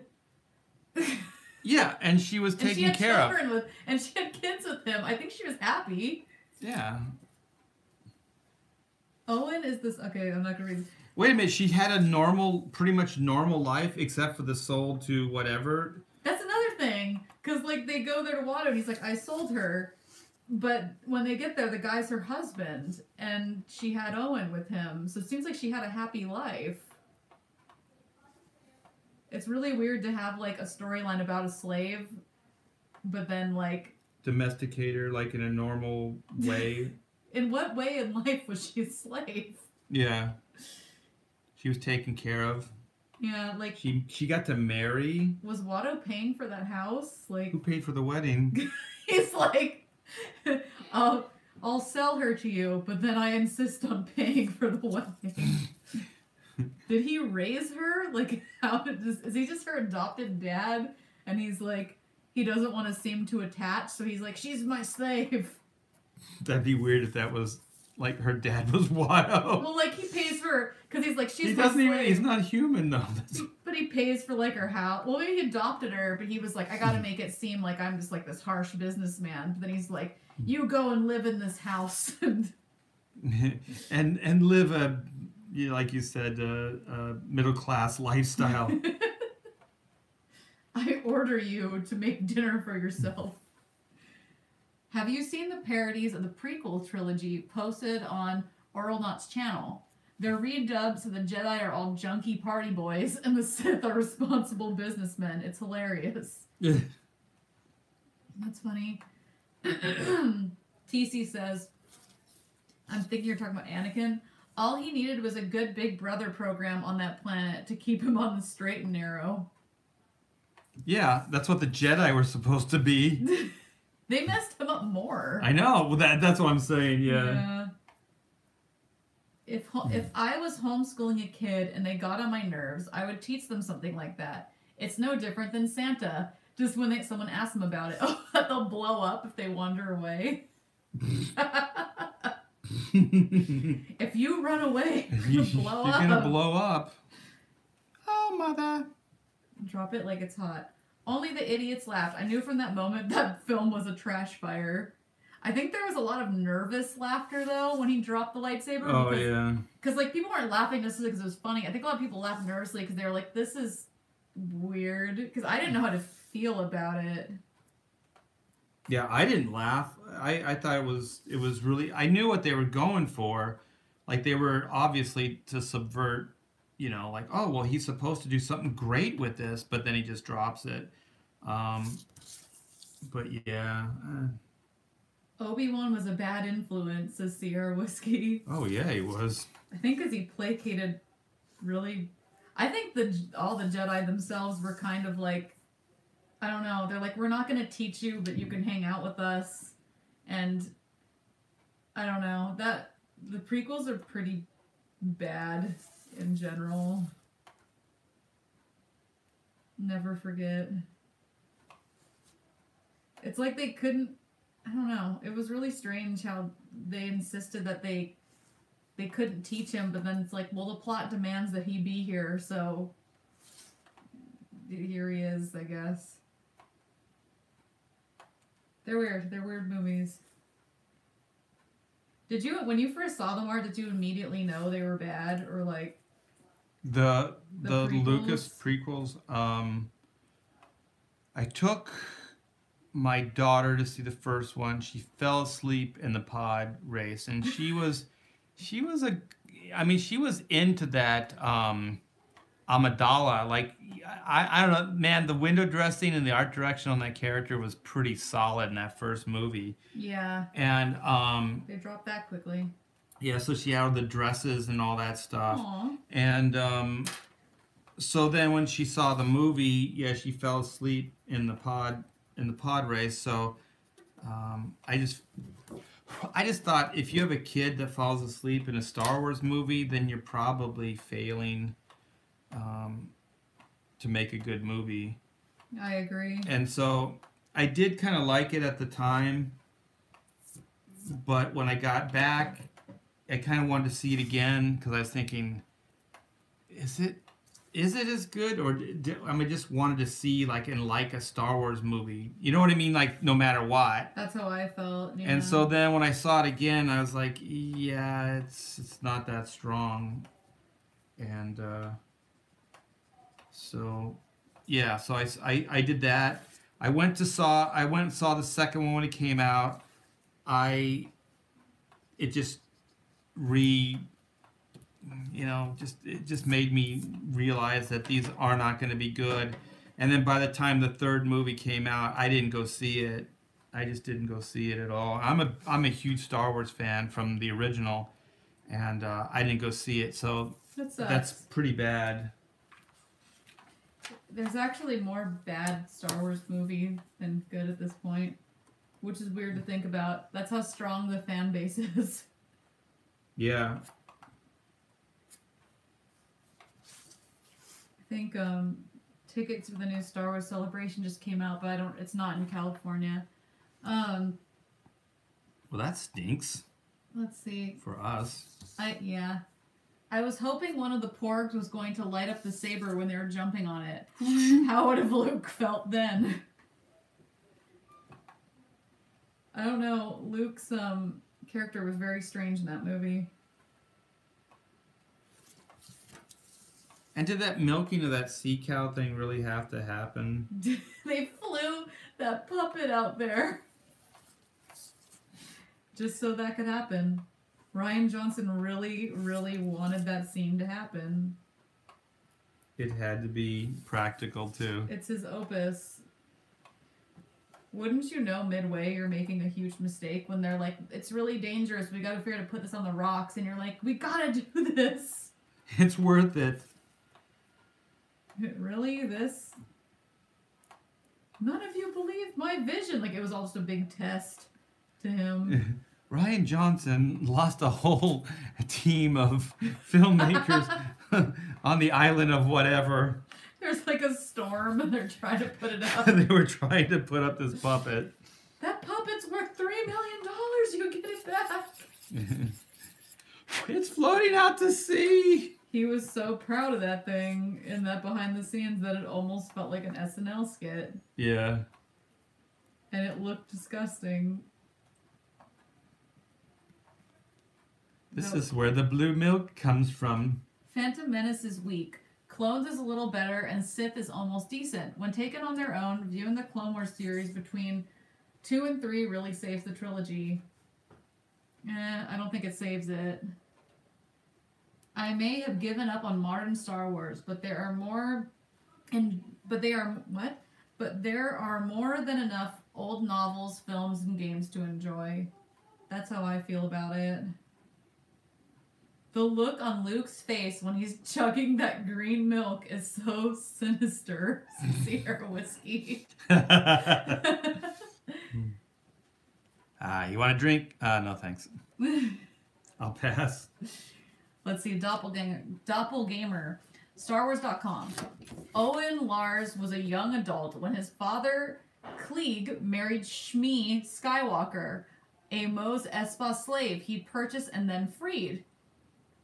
The Ica is listed as canon but not mentioned in the film. So he purchased her, then he freed her. Okay. And then she married him. Sierra Whiskey says, like from Ryan Johnson's point of view, no, give it bigger memories. Bigger! How many times did RJ send that puppet back for rework? Yeah. It's his vision. It had to be there. They're completely done as far as Star Trek movies, right? Like, there's not going to be any more? I don't know. I think they still have somewhat of a future. It's a great cast. You're talking about Star Trek, right? Yeah. Yeah, I think it's a great cast. It seems like, I guess without JJ though, I don't know. I'm trying to think of like if Star Wars has any competition at all right now. Well, they did with Guardians, but I thought that Guardians 2 was kind of a letdown. But I think Guardians was seemingly the successor to some of those franchise, actually. Or potentially had it. Yeah, I agree. Number 2 was a major letdown. Let's see. The 4th Trek film is my favorite, says Elizabeth. Oh, 4th. There's only 3, I thought. Or just... Are the newer ones? That's what we're talking about. Yeah. I don't think Mark was acting in that milk drinking scene. I'm convinced he was staring at Johnson, thinking about snapping his fat neck.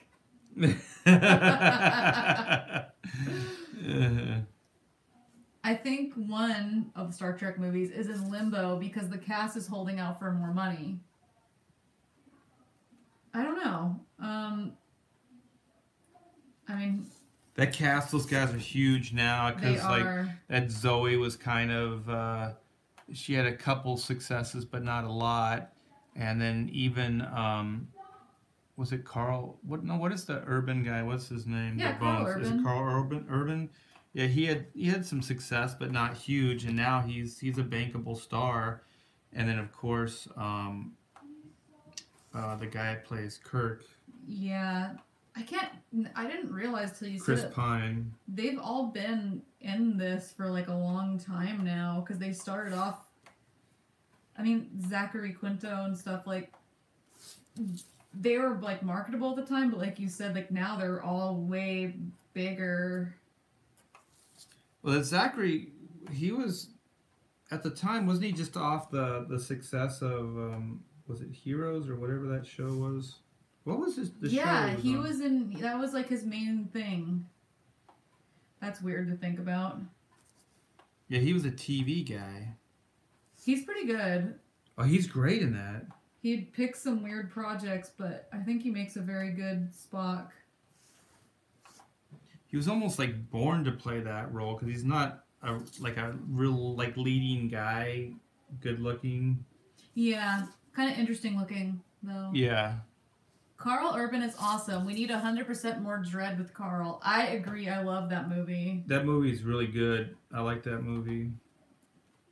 Yeah, I really wish that movie did better because I think it's really good, and I like the Dread universe. I was just reading Scorched Earth. It was pretty neat. I want the Dread universe to get out to it's been years and years since I read that stuff, but the desert terrain with the mutants and all that. The Outworld or whatever. Yeah. Where all the judges do their last runs and stuff. Yeah, I want that storyline, and I so want the Judge Death, all that stuff. Yes. Judge Death is a really weird Judge Death who happens to look exactly like the Batman Who Laughs, by the way. That's I think true. you were the one that pointed that out to me, and I can never unsee it now. They look exactly the same. Go figure. Yeah. Comics. Nothing new under the sun. Except black and white. Yes. Where justice can only be black and white. Bum, bum, bum. I would love to see something similar. Let's see, from new franchise. Imagine the hidden secrets, underground compounds from the old world, etc. that one can find in the wilderness and Judge Dredd universe. Lots of story opportunities. Yeah. Well, if you read the comics, it's filled with horrible mutants. In the cursed earth where the mutants dwell, there is no law, just a living hell. That's what I was reading.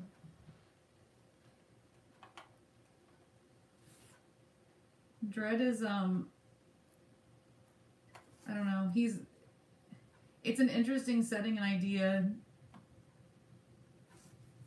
Dredd is a one-dimensional character, but the world is interesting. So Dredd usually, the way you write Dredd interestingly is when you put him into moral dilemmas where his morality or his job description doesn't fit anymore. You throw him in a gray situation where, I am the law and just the stock justice doesn't work. So that's where he becomes interesting. But I think the world itself is the most interesting part of Dredd. Agreed. Yeah. It's the premise and the world for sure. I think cinematically, at least proven by that last Dredd movie, cinematically he's an interesting character. The Stallone movie's pretty hilariously bad. Well, I don't know who that character was. That was definitely not Dredd. It has one of my favorite lines in it, though. Let me see. The cursed earth is California. What? Says Asami Comics. California's going through a lot right now, man. Oh, I understand what you're saying now, yeah. That was this area a year ago, where I live, where Taylor and I live. Oh my gosh, yeah. The whole hill back here behind my house was like that. It got really, really close. It was really scary. It got close. It was in my backyard. Yeah, it stopped like right at your gate. Thank you, fireman.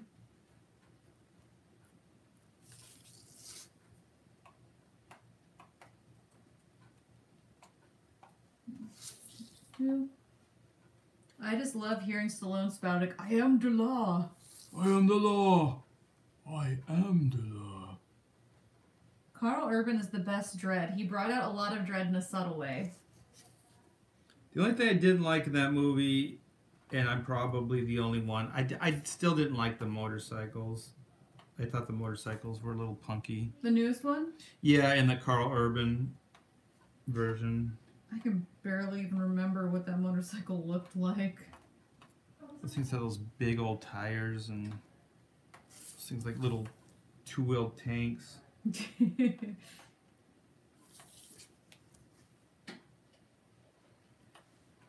I am the law. They have to bring Judge Hershey in. Did he have a female that was in that movie with him as well, in like the Stallone one? Yeah. I forget her name. I don't think it was Hershey. but she delivers an amazing line where she's fighting some chick and the chick says, "You," insert curse word, and then she shoots her and she goes, "That's officer," insert curse word, "to you." That's cool. Yeah, it's pretty good. That movie's pretty awful. It's on Netflix right now if you guys want to watch it after Don't Leave Us, but I recommend watching it. Never leave us. How dare you. It's a good watch with friends.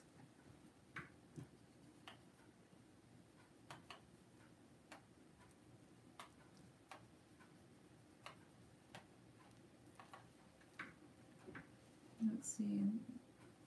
It was Hershey, says the chat. That's what I thought. Oh gosh, that was a horrible Hershey. I was gonna say it, but I wasn't sure because it's been so long. That was a strange movie. Yeah, I don't know who it was for. There was a really great video game that came from it.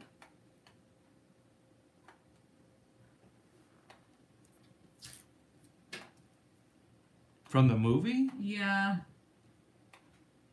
It was at least based on the Stallone version, because I think the Dread even had like a really bad Stallone-esque likeness. If anybody played it, correct me if I'm wrong. But I'm pretty sure it was based off of that movie in particular, more so than the comic books.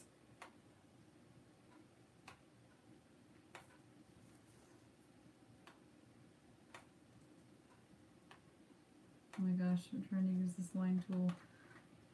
Just got here. Talking about Judge Dredd, says Simon. Yeah.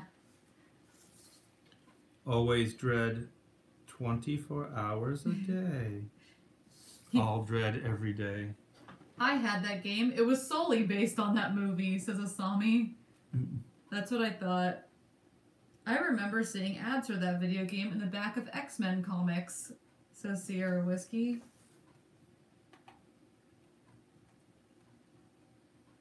Those were the days.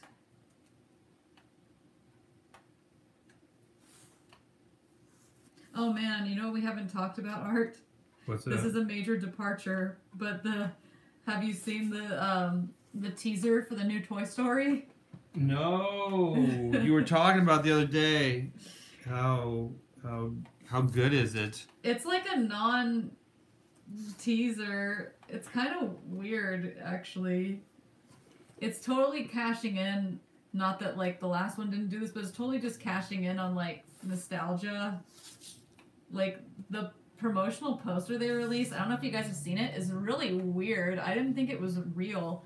It's just Woody standing there and he's like lifting his hat kind of, but there's no background, and the background almost looks like the floor he's on looks like worn wood, and it almost looks like he's in an abandoned house because of that, and the lighting's like really over dramatic. It's really strange. I'm gonna see if I can find it. I don't even know. I don't remember if I even saw 3.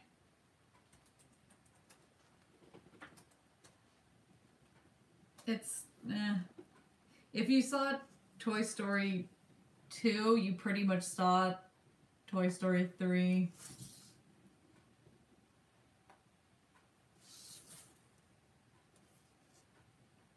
I don't know. It's nothing. I don't even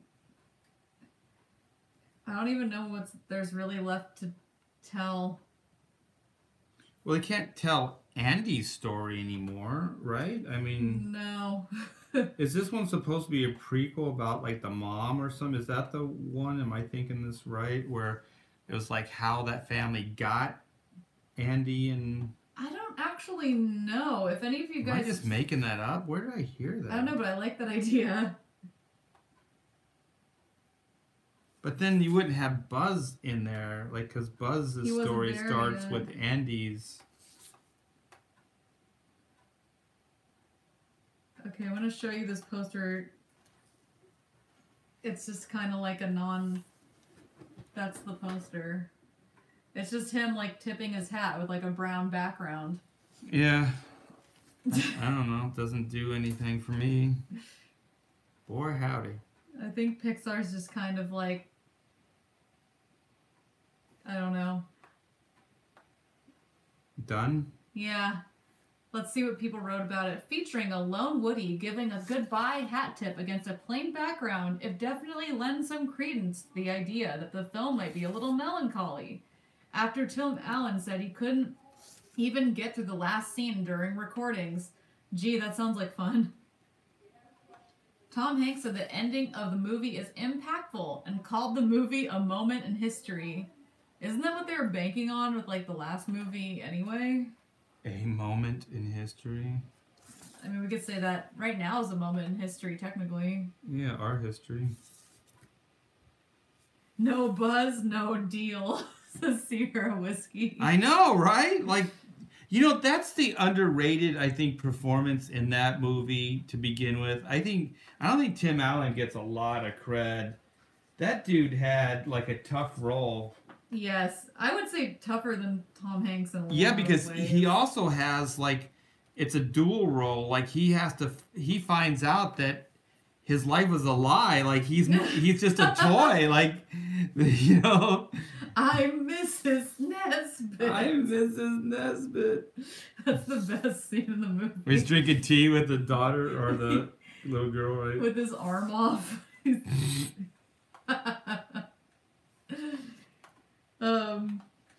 I don't trust Hollywood to handle sequels / prequels to older IPs anymore, says Doppelgamer.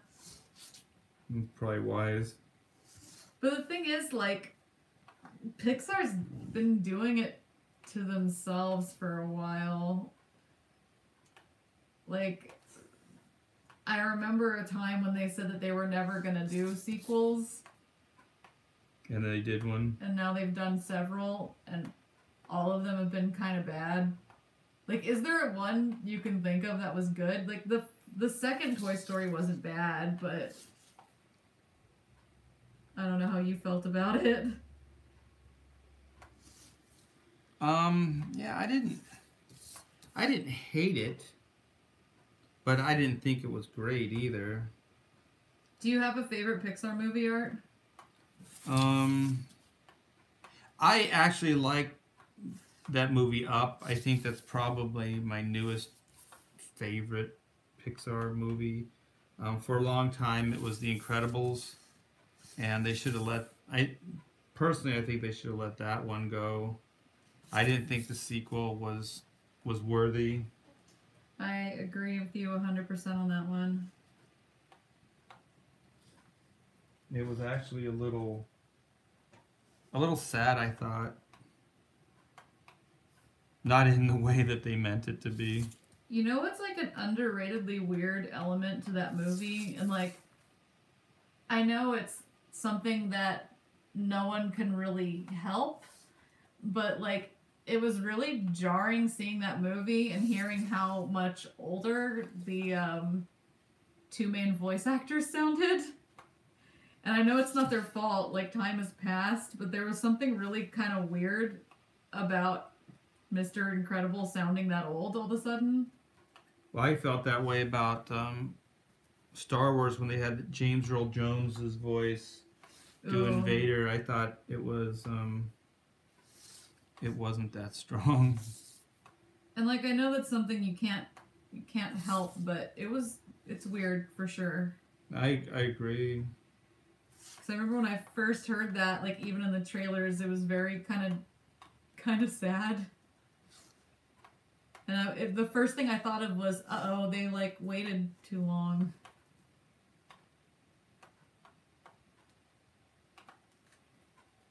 Let's see. I liked Incredibles too. I heard that too, says Sierra Whiskey. Yeah. Like I said, I know it's not something they could really help, but... Is that out on Blu-ray yet? I don't know. I guess it's been long enough. I don't know. I haven't been keeping track of it. All these movies feel like they just barely came out, but they've been a while now. Yeah. Like, I couldn't even believe that Ant-Man and the Wasp was already out when you guys got it. which is a pretty enjoyable film, actually. I liked it. A lot of people gave it. I still haven't seen it. A lot of people were kind of critical of it, but the word of mouth was always good. Critical in what way? I think people online were just saying that it was kind of like uneventful.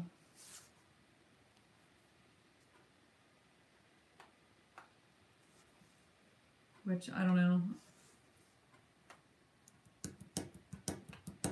I wanted to see it. It was a really tough.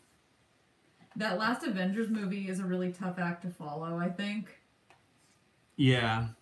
And it had weird timing, I guess, but that couldn't be helped.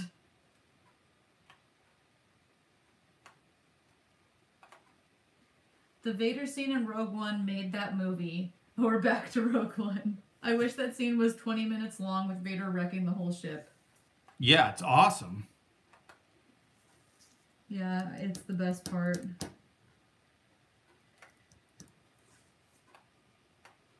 How are you doing on that piece, Art? I'm almost done with it. And we can scan it and put it in the page, and then we'll have a page sent out to the colorist. Keep this train rolling. Thanks for hanging out, guys. I know we got some new people here. Again, for some of the newer people here, we got a very good count of likes right now, but we're really close to monetization. And if you guys hit that little thumbs up and like this video, it'll help our views a lot. So it would be very appreciated. Thanks for coming to hang out. Yes, thank you guys. And please do what Taylor said. She's smart. She's wise. She knows things. And if you guys have any questions, I don't have to keep talking about Toy Story. Yeah. I know it's good. We've been going for a while, but no, it's okay. I mean, that's why I like these things. It's just like free form. You know, we just talk about anything. It usually ends up going to movies. I just like storytelling, so I'm a big storyteller. So I like to talk about story. Are you gonna see Ralph? I keep wanting to say Rex the Internet, but it's not what it's called. I wasn't as gaga about the first one as a lot of people, so I think I'll wait on it.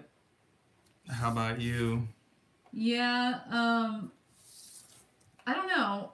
I thought the first one was cute, but I don't know. I want to see it. I don't know if I'm gonna rush out unless I take my brother, but my brother's at a weird age where I don't know if he'll even want to go to the movies with me anymore at this point. He's getting a little older, but I feel like the marketing is really strange for that movie, and I don't really know. I guess because the concept doesn't really. This sounds stupid because it's Wreck-It Ralph, but it doesn't make any sense because they're becoming internet focused. But they're arcade game characters. I don't know. It's really weird. It seems like it's going to be a movie just filled with Disney cameos. Well, it is a strange way. It's kind of just becoming Tron, isn't it? Actually, yeah, it is Tron pretty much. Yeah, it's pretty much. Why didn't they just make a Tron movie that's fully animated? I have a question. What company are you using for the black and white patches? I don't know if I want to reveal that. We have a source. Why? Do you know somebody? Do you make patches? Because if so, give us a quote. Yeah, if that's another thing. Like, we have a loose source, but we're still kind of shopping around. So if you guys have, if you're a patch maker or maybe a printer of like stickers and stuff, like hit us up for sure. Oh yeah, I'd love to throw business your way. Let's see. What companies are you using? Okay. Do you watch any anime? I used to. I haven't watched any in a long time. Let's see. I don't like Hollywood redoing anime. Do you have a favorite anime? I think I can guess what it is, but in case the chat doesn't know. I liked Akira when it came out, and I like the Battle Angel Alita stuff. I like all the Ghost and Shell and Appleseed stuff. So that's probably my favorite. Kind of classic. I like just robot stuff and high tech. That's my favorite genre. Asian, Japanese. Yeah. How about you? My favorite anime. I went through an anime phase. I wasn't like a full weeb, but I went through. It's Fruits Basket or whatever that thing was. I was not into shoujo. I kind of missed the train on shoujo. I feel like if I was slightly younger, I would have been into it. My favorite anime of all time, and also one of my favorite comics of all time, even now, is Berserk. And that's one of the few ones that I still keep up with. And it's still going, which is amazing, because it's been going for years. So that's my favorite. And that's a weird one. That's like a dark fantasy kind of... I have that somewhere. It feels very Euro. You know what I'm talking about. The comic books. I have the comic books, actually. They're pretty cool, huh? Yeah. It's kind of in the same... Not in the same vein as Battle Angel Alita, but it's that same... kind of a similar style where it's not super, like, fluffy anime. It has, like, a lot of good draftsmanship and stuff in it. It holds up. It's really good. I thought you meant, like, subject matter, but you mean more just stylistically. Yeah, stylistically. They're more detail-oriented than the typical something like Fruits Basket, I guess.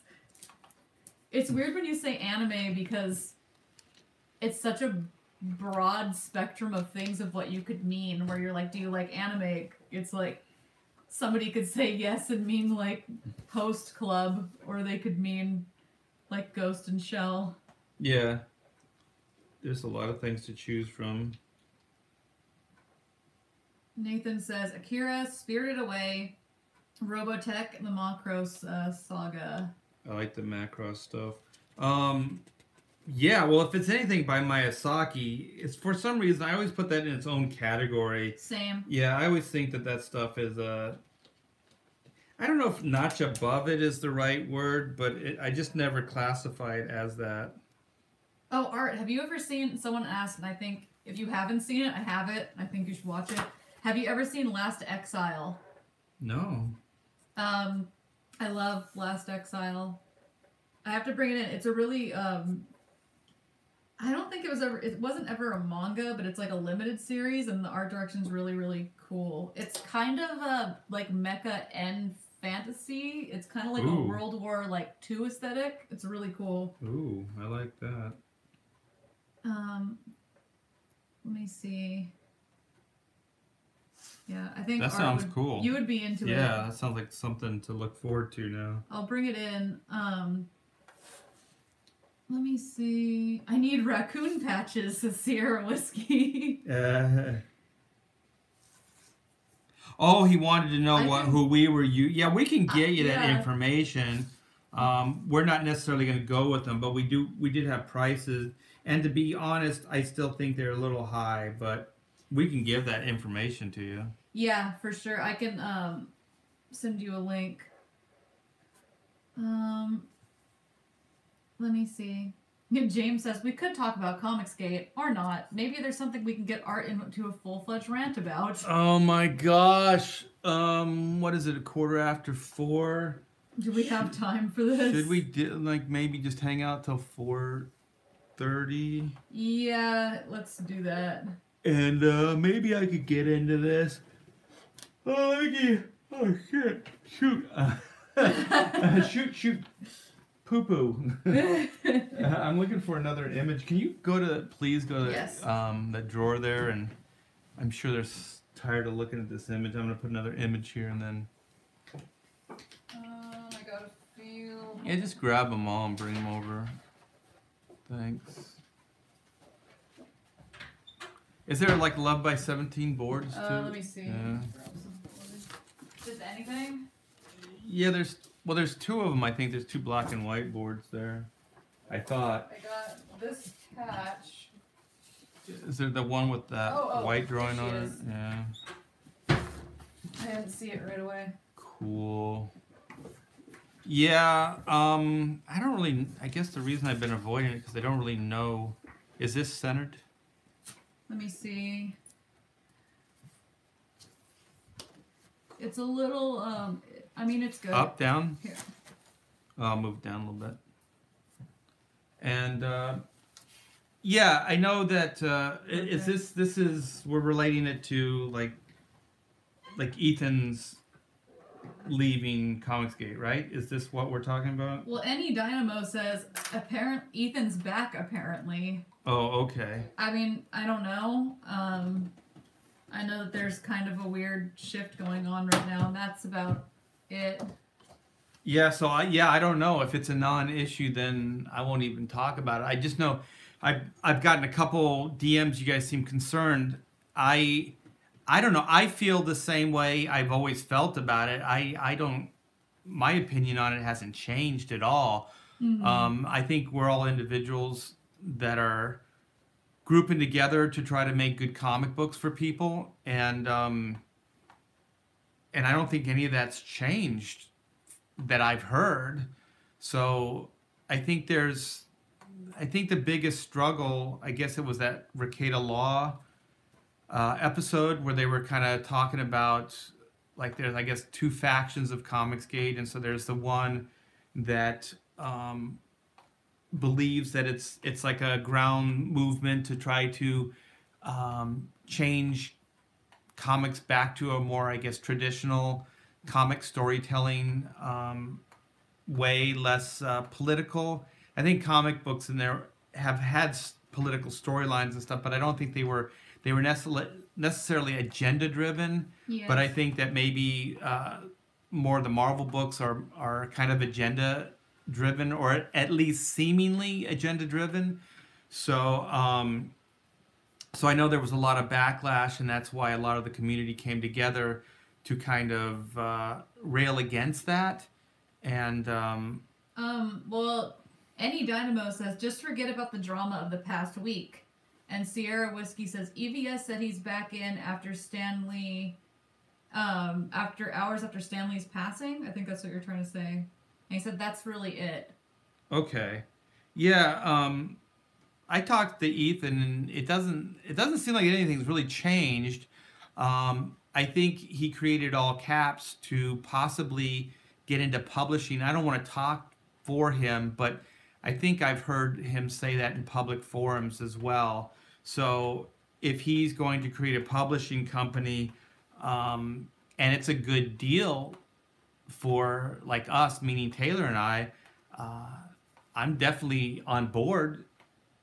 You know, if it's a good place to be and a good place to take our projects and our IPs, then I'm for it. I'm definitely going to look into it and look forward to it. So I don't know. For me, things haven't really changed. How about you, Taylor?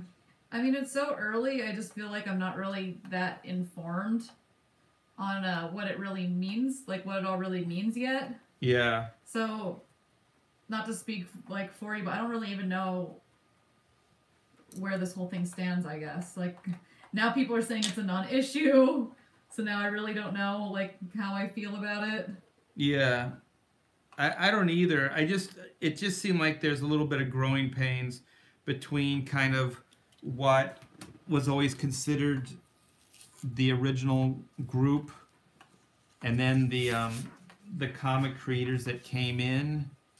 So yeah, I'm not a very controversial person, and I don't really care for all that stuff, to be honest. I do have political leanings. I do have beliefs, and I'd say the majority of my beliefs all side with this community. So that's why I'm here. And like I said, for me, none of this has really changed. I still feel the same way towards the fan base, the group, and all the different creators that are part of it. And I will still do everything in my power to try to continue making great comic books and entertaining you guys, you know, with or without. I think it's just, like I said, I don't want to really speak for Ethan, but I think he just got kind of frustrated with kind of a lot of the pressures that were put on him and a lot of the expectations. And I don't really blame him for pushing back a little bit or wanting to distance himself from some of this stuff. It's a lot of responsibility. Yeah, it's a lot of responsibility, and I will forever be grateful to him and you guys for giving us the opportunity to do this, and not just the opportunity to do it, because I have opportunity. I could go to Image. I can, you know, Black and White was one of the, you know, original, like the second wave of Image books that came out, and I could publish with them, but I choose to be here because I think what's happening here is far more interesting than what's happening at Marvel, DC, or Image. And I think what's happening here has way more potential to be big or bigger than some of those other things that I mentioned. So that's why I'm here. It's an interesting place to be right now. And the fan base is absolutely amazing. I've never really witnessed anything like this. So I'm really, really grateful for that, and grateful for EVS and the other guys for giving us the opportunity or helping us along anyway to build this and to keep entertaining you guys with our stories. So I don't know. I Well said, I think. Yeah, I don't want to go any deeper. There's not really anything at this point to go any deeper with. I think there's some scared people, a little bit scared and stuff like that. But I think there's a little bit just some growing pains going on right now. And I still believe that whatever we're witnessing at this moment in time is going to pale in comparison to a year from now. We are all going to be well beyond this in a year. I don't mean the controversy. I just mean beyond where we're at, like as far as the books we're doing and the platforms that we're creating and all that other stuff. I think you're going to see a lot of great things coming from a lot of these guys, because I know, like, behind the scenes they have a lot of things planned, things I can't tell you guys, and so do we. So I think it's going to be something to look forward to. It's going to be great. It's going to be amazing. Making good comics, bringing them directly to the people is a dream. It's a pretty amazing thing. So yeah, I mean, things naturally grow and change, but they all have the same roots, and it's a natural evolution of things. As long as, you know, it's just a natural course of things. Yeah, I don't think I don't know. I don't think anything's really changed. At least it hasn't changed for me. So I'm still here. I'm still gonna, you know, do the videos with you guys. Still draw for you guys. Still put out books, write stories with Taylor. So this is where I want to be, and I think the only big change is going to be for me is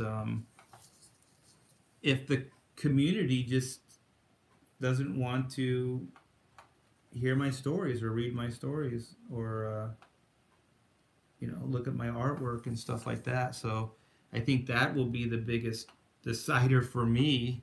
I mean, I guess when I said change, I meant it more in like a positive context too. Yeah. Because there will be more people that join and they'll add to this and make things grow. Who knows what the future holds? Yeah, but I think it's all good. It's all Yeah. going to be great, and we're going to make good comics. And like I said, I mean, for me, it's just going to, I'll be here as long as you guys want me to be here. I guess that's what I'm trying to say. So as long as you want us to make these comics for you, we will. Where there is demand, we will supply. We will supply it at demand. Yes. As long as you're here listening to us talk about Wreck-It Ralph. He wrecks the internet. Comics gave our roots no matter what changes or happens. The connection is there. I agree. It's a non-issue. A few people voice their opinion about the movement and compass, and most of the... Yeah, I mean, that's why it's hard to know whether you need to address these things or not. Thanks again for extending it like you did. I will buy the whole series. Also future books. I like the art. Thanks, DJ. Hey, thanks, DJ. Simon says... That sounds funny. Simon Kessler says... I just want good comics with some fantastic art and good stories. The new stuff from the big two are going downhill. I'm looking forward to all the newer stuff you guys are putting out. Oh, thank you. Yeah, I want this to be done so much because I just want to get it printed and get it into your hands. Like every day, I just feel impatient. It's better to move on, forget about the drama this past week. It was a stupid theoretical argument and that's it. Yep, but I do think that it kind of needed to be said, and I think what's pretty neat and unique about this community too is that it's fairly transparent. Yes. You know, this stuff is happening in front of your eyes. So, like Taylor said, like just growing pains, stuff like that. But I think sometimes it can seem like it's more than it is, or just because it's happening in real time. So people get heated at the moment, and you guys, and we get to witness it and see it all unfold. And so I think that's a difference. But that's also the interesting part of this whole experiment is that Marvel isn't like that, DC isn't like that, and Image isn't like that. So the unique thing about everything that we're doing right now is this transparency. Is we're drawing in front of you right now. We're talking. This is not scripted. I did not have anything prepared for you guys. Obviously, the way I'm stumbling around here. But I think that's the unique aspects of it too, right? Because we're just talking off the cuff. So there's going to be some people, and we're going to say stupid things, but there's going to be some really cool things that are said too. And it's all going to be out there for everybody to judge. Remember that one where they started yelling about Toy Story 4? That was a good one. That was a really good one. They got heated. Art apparently doesn't like those milking calves, and anything's blue milk stinks. He's really against that puppet, Ryan Johnson out there. Yeah, you guys, and wow, you guys are lighting up the chat. I prefer honest art to scripted art. Have you ever heard scripted art? Yeah, I don't know if there's a scripted art. The thing is, I don't have that kind of time. Like, could you imagine if you scripted these things? Oh my gosh. Yeah, because right after this, we're going to be scripting tomorrow's show. Taylor and I will be. We're going to be staying up later, scripting all this. So all me stumbling around and stuttering, that's all scripted. It's all written. So Taylor knows my voice. She's created my voice. So I write in all the pauses and everything. Yeah, I'm just reading this right now. I'm really happy for both of you with how the campaign turned out, especially given that you went through 137 colorists near the time of launch. That's the best part of storytelling is how it gets bigger and bigger. It feels like it. I think it's 557 now. I once caught a fish this big. Yeah, so thanks, guys. I think we're getting into our dinner hour here, so we're going to bid you adieu. This is my work for tonight. So I'm going to finish these. This is a patch. I think Taylor's finishing up the robots on this page. Wait, which page is this?